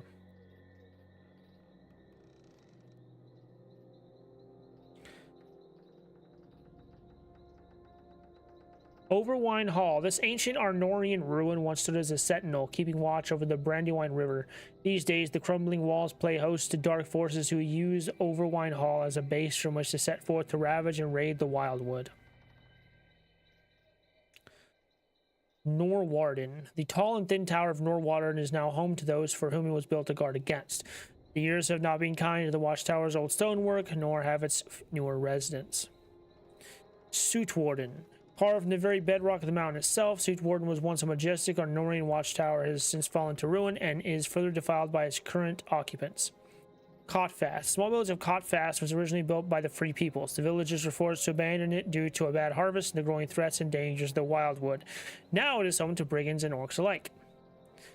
Gnawborn Pit. Sun-gleamed bones and rusted swords litter the hillside of Gnawbone Pit. The wargs who den among the rocks have grown strong and fierce in the bounty of the Wildwood. The Barrow Downs. Fine northern barrows. Path from the Great East Road into the Barrow Downs pass through the white-haunted northern barrows. Dead Spire. This stone pillar stands amidst the barrows, pointing skyward like a warning finger. Even in the heat of the day, the stone of the Dead Spire is cold and casts no shadow. Dead Man's Perch. This bluff overlooks the town of Bree. Some Bree folk claim to have seen the dead walking upon the ridge. Great Barrow. Othrongroth. Othrongroth. The Great Barrow is the oldest and deepest of the ancient barrows of the Edain, the first builders of the barrows. Ostgorthad, now fallen to decay, Ostgorthad once stood proudly as the last bastion of the Dunedain of Cardalon against the ravages of Angmar. The Old Forest. Bald Hill. Bald Hill is a treeless slope which rises above the treetops of the Old Forest. Nevertheless, little of the surrounding landscape can be seen from here. Weaver's Den. Tucked away in the dark corner of the Old Forest, this is the lair of an evil brood of monstrous spiders. Tom Bombadil's house, the lodging of the strange and powerful Tom Bombadil and his wife, the river daughter Goldberry. Goldberry Spring. This pond is favored for its beauty by the river daughter Goldberry, wife of the enigmatic Tom Bombadil. Bonfire Glade. The Bonfire Glade marks the place where the brandy bucks cut down and burned hundreds of trees after the Old Forest attacked the High Hay, the great hedge dividing Buckland from the forest. The ruins of Bree-land. Bronway's Folly. Little lore remains from the days of the North Kingdom, but it is said that these ruins are all that remain of a Cardalon lord's failed attempt to hold back the wrath of Angmar. Hillshire Ruins. This scattered ruin is all that remains of the ancient town of Hillshire, once a sister to nearby Bree. Old Greenway Fort. In the days of the Kingdom of Arnor, the Old Greenway Fort stood guard over the once busy road leading to Fornost Arrain. Now it is little more... What? Now it is little more than a ruined monument to a ruined kingdom. Blackwold's Roost. Once an abode of the men of Arnor, these ruins now house an unruly mob of outlaws calling themselves the Blackwolds. Blackwold headquarters. Long ago, the ruined fortress guarded Arthedain against the armies of Angmar and Rudar, but now serves as the seat of power, the Blackwold Brigands. Woodstead's Ruins. These ancient ruins stand at the edge of the Midgewater Marsh to Chetwood, a meager remnant of a long-forgotten age. Ostabaranor. These ruins mark the place where yet another tower of the North Kingdom once stood, now fading into memory. Mishwater Forge. This spider-infested ruin lies in the center of the Midgewater Marshes. It is rumored the wandering rangers frequent this ancient fortress. Goblin Hole Ruins. Little is known to this of this ancient pile of rubble, except that goblins have chosen to roost here. A cause for concern to the men of Bree. And Southgard Ruins. These ruins, an abode of vile brigands from the south, mark the passage from the Vale of Andrath southwards into long-abandoned Minhiriath. Lore of the Cardalon Prince. Journal of Cardalon, page 5. This page tells the time not long after the fall of Cardalon, when the remaining Dunedain and Cardalon banded together to bring some measure of order and leadership to the lands of the north. Page 7. This page tells of the advent of a great plague that issued forth from Mordor in the year 1636, claiming the lives of many men in the southern kingdom of Gondor. This page 15 tells of the coming of the Dark Plague from the south some years after the fall of Cardalon. Many of the Dunedain who remained in Cardalon were slain or weakened by its evil. Page 16 describes the funeral rites of the Dunedain of Cardalon, who founded the Barrow Downs as a place where their fallen might be interred. Many men were buried there during the time of the plague. Page 22 tells of an attack upon a funeral procession within the Barrow Downs by spirits that crept there out of Angmar. The remaining Dunedain of Cardalon were greatly angered that the resting place of their ancestors should be defiled in this manner. And page 28 tells of the gathering of the remaining Dunedain of Cardalon to drive the whites out of the Barrow Downs and restore the sanctity of their ancestors' burial grounds. Final entry at the bottom of the torn page is stained with blood and illegible. Okay. I had to misplace the important message. Only recently remembered he had one such message for you.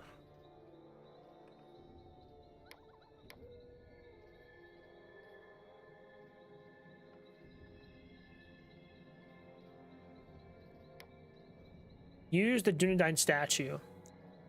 Okay, the warm but noble visage engraved on the statue you uncovered belongs to Arnoroth, the first chieftain of the Dunedain at the fall of Arthedain. The statue was probably created sometime after the wars that destroyed the Old Kingdom, most likely by the rangers who held Arnoroth in great reverence. It was in good repair, just that they tend to this day. The memories of the Dunedain are long, and their respect for the dead borders on obsession at times. Ancient inscription. The ruins you found seem to be very old indeed, in the style of ancient Arnorian script that few would readily recognize these times. While you made out only a little bit of it, the inscription is likely an ode to a fealty taken by Dunedain to their lords. The men of those days put great store in ceremony and oaths, and believed that to break one would bring a terrible curse upon the oath breaker. Few men put much store in ritual and ceremony these days, save for the Rangers of the North, who are rumored to have descended from those very Dunedain who once ruled Arnor. Perhaps they are the ones who have protected the inscription from the wear of time. The ancient cairn. The cairn is rather unlike many that the men of old built, which recalled a tale of an old battle. In the time after the fall of Arnor and the defeat of Angmar by the host of Gondor, few men remained in the north. Those who remained loyal to the old kings banded together under the first chiefs of the Dunedain and became the forebears of the rangers who walk these lands today, or so it is rumored. In those days, there were still evil men and worse who walked these lands, and there was a battle few men alive today remember. Though the Dunedain were victorious, their numbers dwindled. The cairn you have found is most likely the resting place of the men who died in that battle, built hurriedly and in secret. Ancient crest. You found a carving with an old Arnorian symbol upon it. It appeared to be the crest of the ancient kingdom of Arthedain. The ruins of that kingdom stretched for miles to the southwest and north. Breetown itself was built upon a crossroads between Arthedain and its sister kingdom Cardalon to the south. Once they were all one great kingdom stretching all across the north, but the folly of men first sundered them, then set them against each other until one after another they fell over the long years of the Third Age. There are some folk who still remember the tales of Arthedain, but you suspect that the crest may be of particular importance to the Rangers, for it is said they are descended from that bloodline. Ancient altar. The strange altar you found appeared to be Arnorian in origin, with signs that some gathering ritual had taken place there recently. You've heard rumors that rangers here in the north occasionally gather for a ceremony to declare the coming of age of one of their number, where they induct the young man or woman into their ranks by way of an oath to the old kingdoms. The ancient obelisk. You found an old obelisk out among the Arnorian ruins, seemingly newer than the ruins themselves, with the names of many men carved upon it.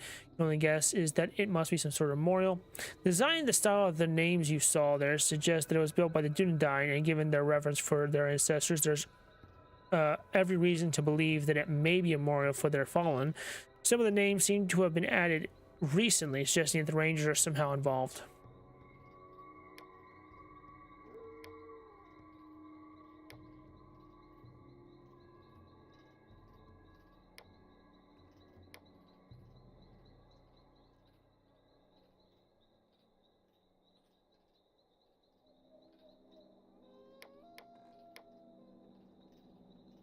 Yeah.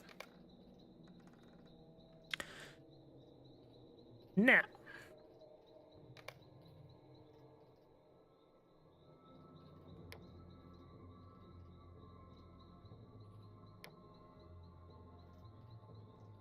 back to the flowers.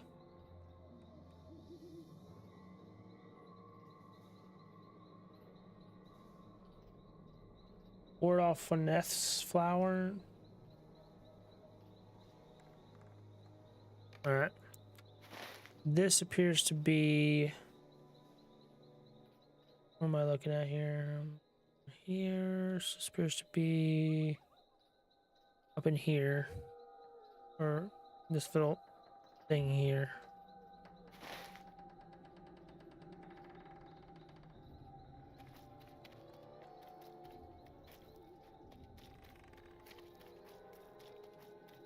What? Rocco, what? Get up here.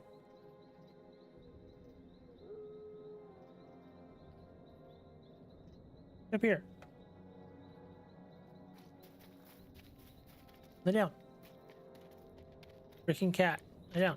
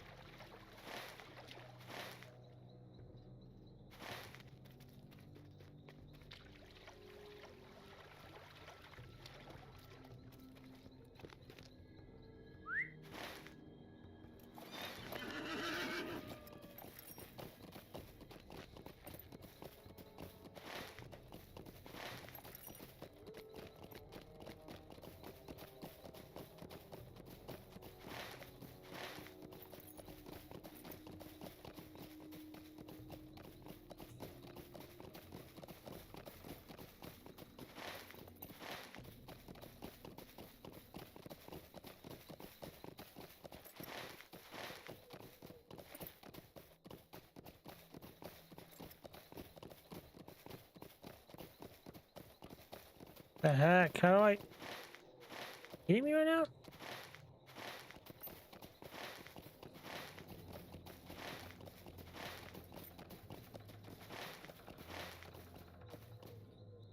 There it is.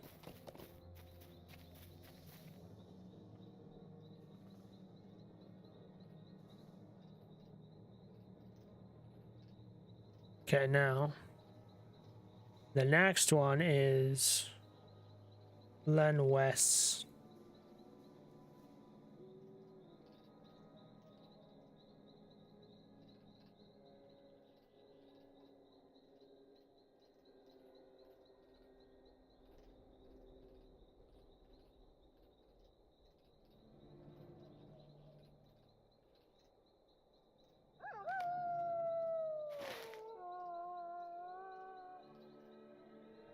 All the way over here.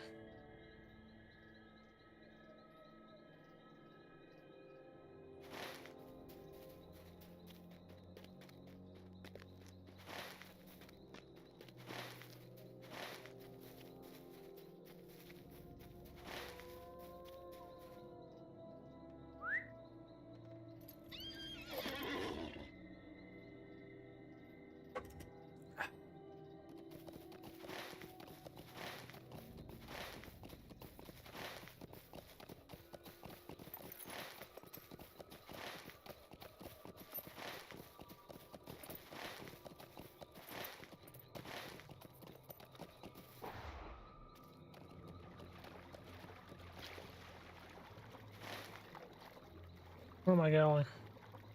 Bro, I need to go on this way, don't I? Yes. What am I doing?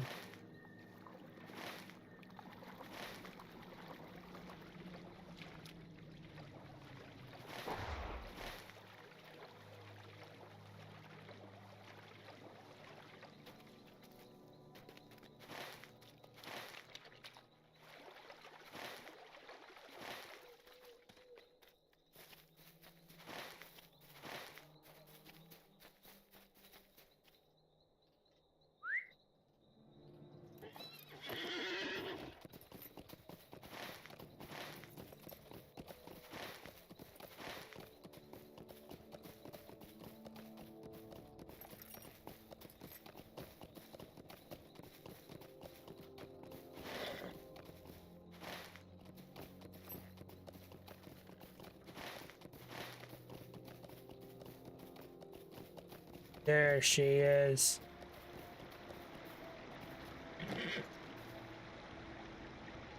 There we go. And the last one is Sloths.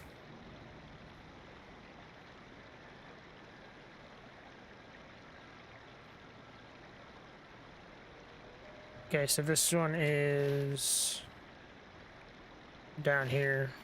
Follow the path south.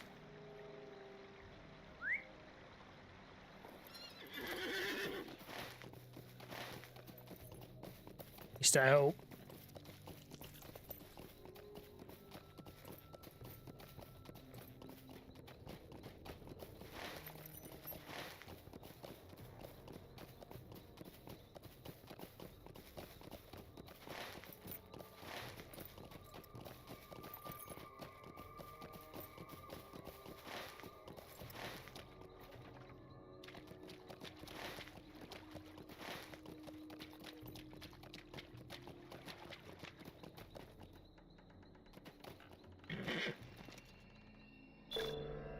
There we go. Need 3 explorities and 3 lordies. Explore the Barrow Downs, foreboding old forest, and the ruins of old Arnorscad are all across Bree-land.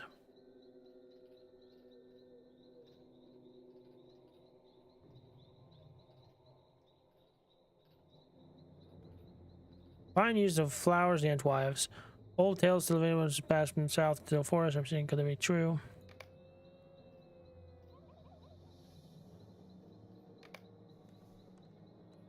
Okay, flowers, the old forest. So you found the flower of Rosthon. It is believed that she was once an wife who stood with vigilance over gardens. None could approach. Yeah, that one. Nell Dorlasses. You've discovered the flower of Nell Dorlass, Nun's wife old. It was she who was foremost the arts of nurturing the young, that they might achieve their potential in the fullness of time. Not one seed did she plant, nor a youthful mind touch that did not come into fruition unless it was struck down by unfortunate fate. Such was her understanding of the arts of cultivation and teaching.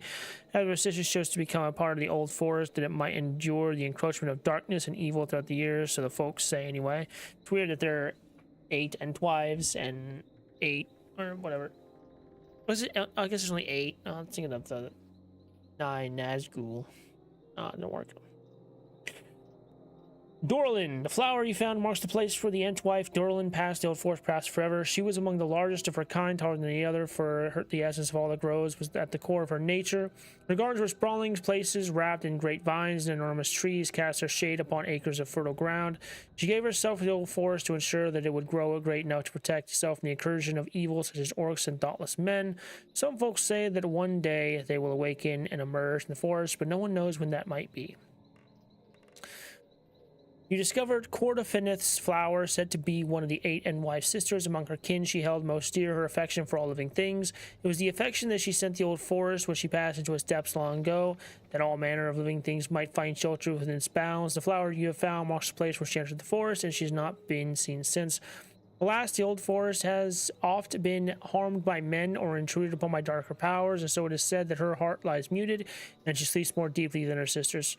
Perhaps she's awaiting the day when this world might become a place of lighter moods, and the love of life is not so easily betrayed by axe or fire. Len West's flower. She was believed to be an Entwife known for her unquenchable passions. She could love as no other, but fury and despair were also her constant companions.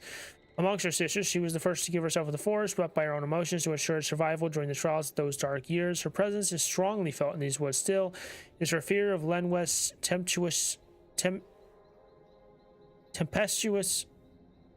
I say that? Tempestuous anger that folk walk with care in the old forest. For many believe that if her heart turns against you, it is unlikely you will ever emerge from it again. Still lost flower. You found still lost flower. She was said to have been a wondrous spirit. Her heart was unbound. Dude. Rocco. Bruh.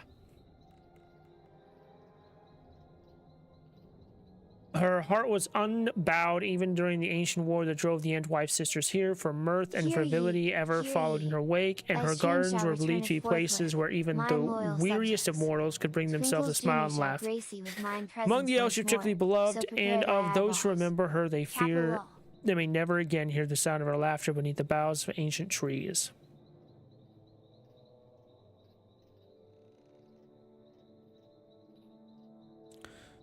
Lead to a place where even the warriors could bring themselves a smile and laugh. Okay. Braeglad's flower. The flower of Braeglad is seen as a warning by superstitious folk who would dare the depths of the old forest. She was an Entwife unusual among her sisters, for she was a wild and capricious being. Her gardens were populated by untamed beasts, and even the most delicate flowers within them were adorned with sharp thorns. Braeglad rarely spoke with mortals. Hey!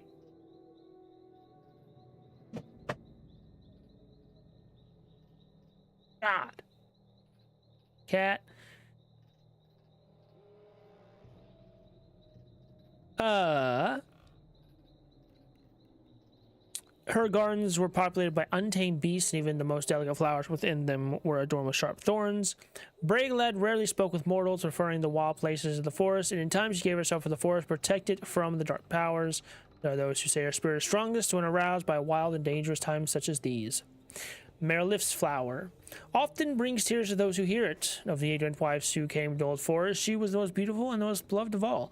Her garden shone with a brilliance of color that even the finest artisans of the firstborn would regard with envy. Her jewels were said to be the petals of flowers, and while they would last but a short season, unlike the gems of the Noldor, which are forever, their beauty far surpassed that of any object carved of stone or crystal. This passing beauty was such that it endured no greed, and so the vanity of evil hearts could neither possess nor endure it.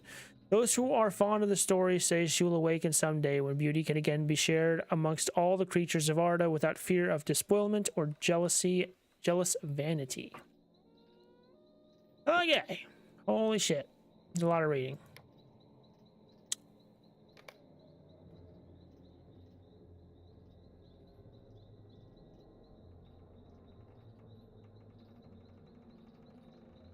Okay, I want to see something here.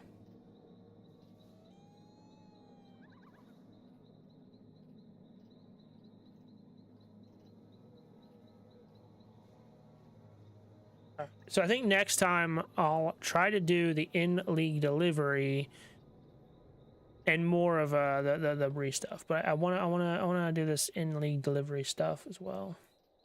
We'll do next time. Tomorrow. Today. Tomorrow. Tomorrow.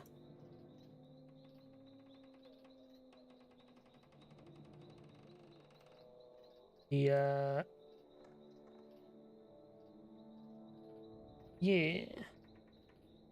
Anyways, yeah, I'll be back tomorrow. Right?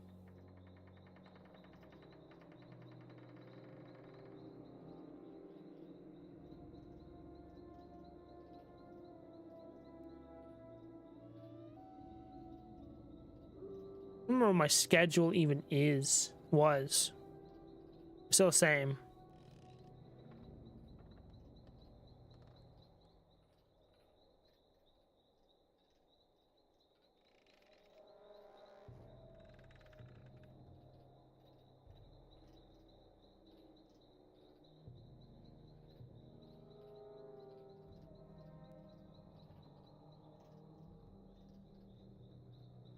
Okay, yeah.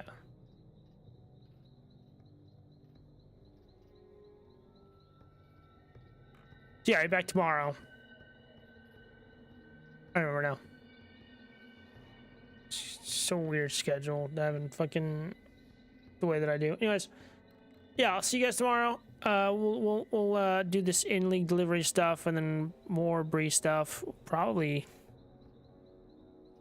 now that I'm actually all read up on like all the fucking shit for now. We can actually probably do a lot.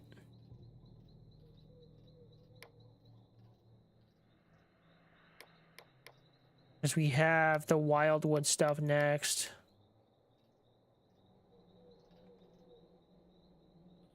Eve Digger.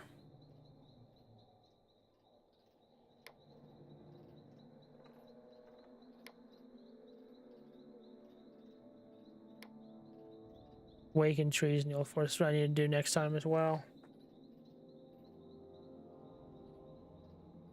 I end up doing this first and then doing the in-league delivery and then coming back and do more stuff in Bree, which is going to be probably mostly in the Wildwood next time. We'll see though. Anyways,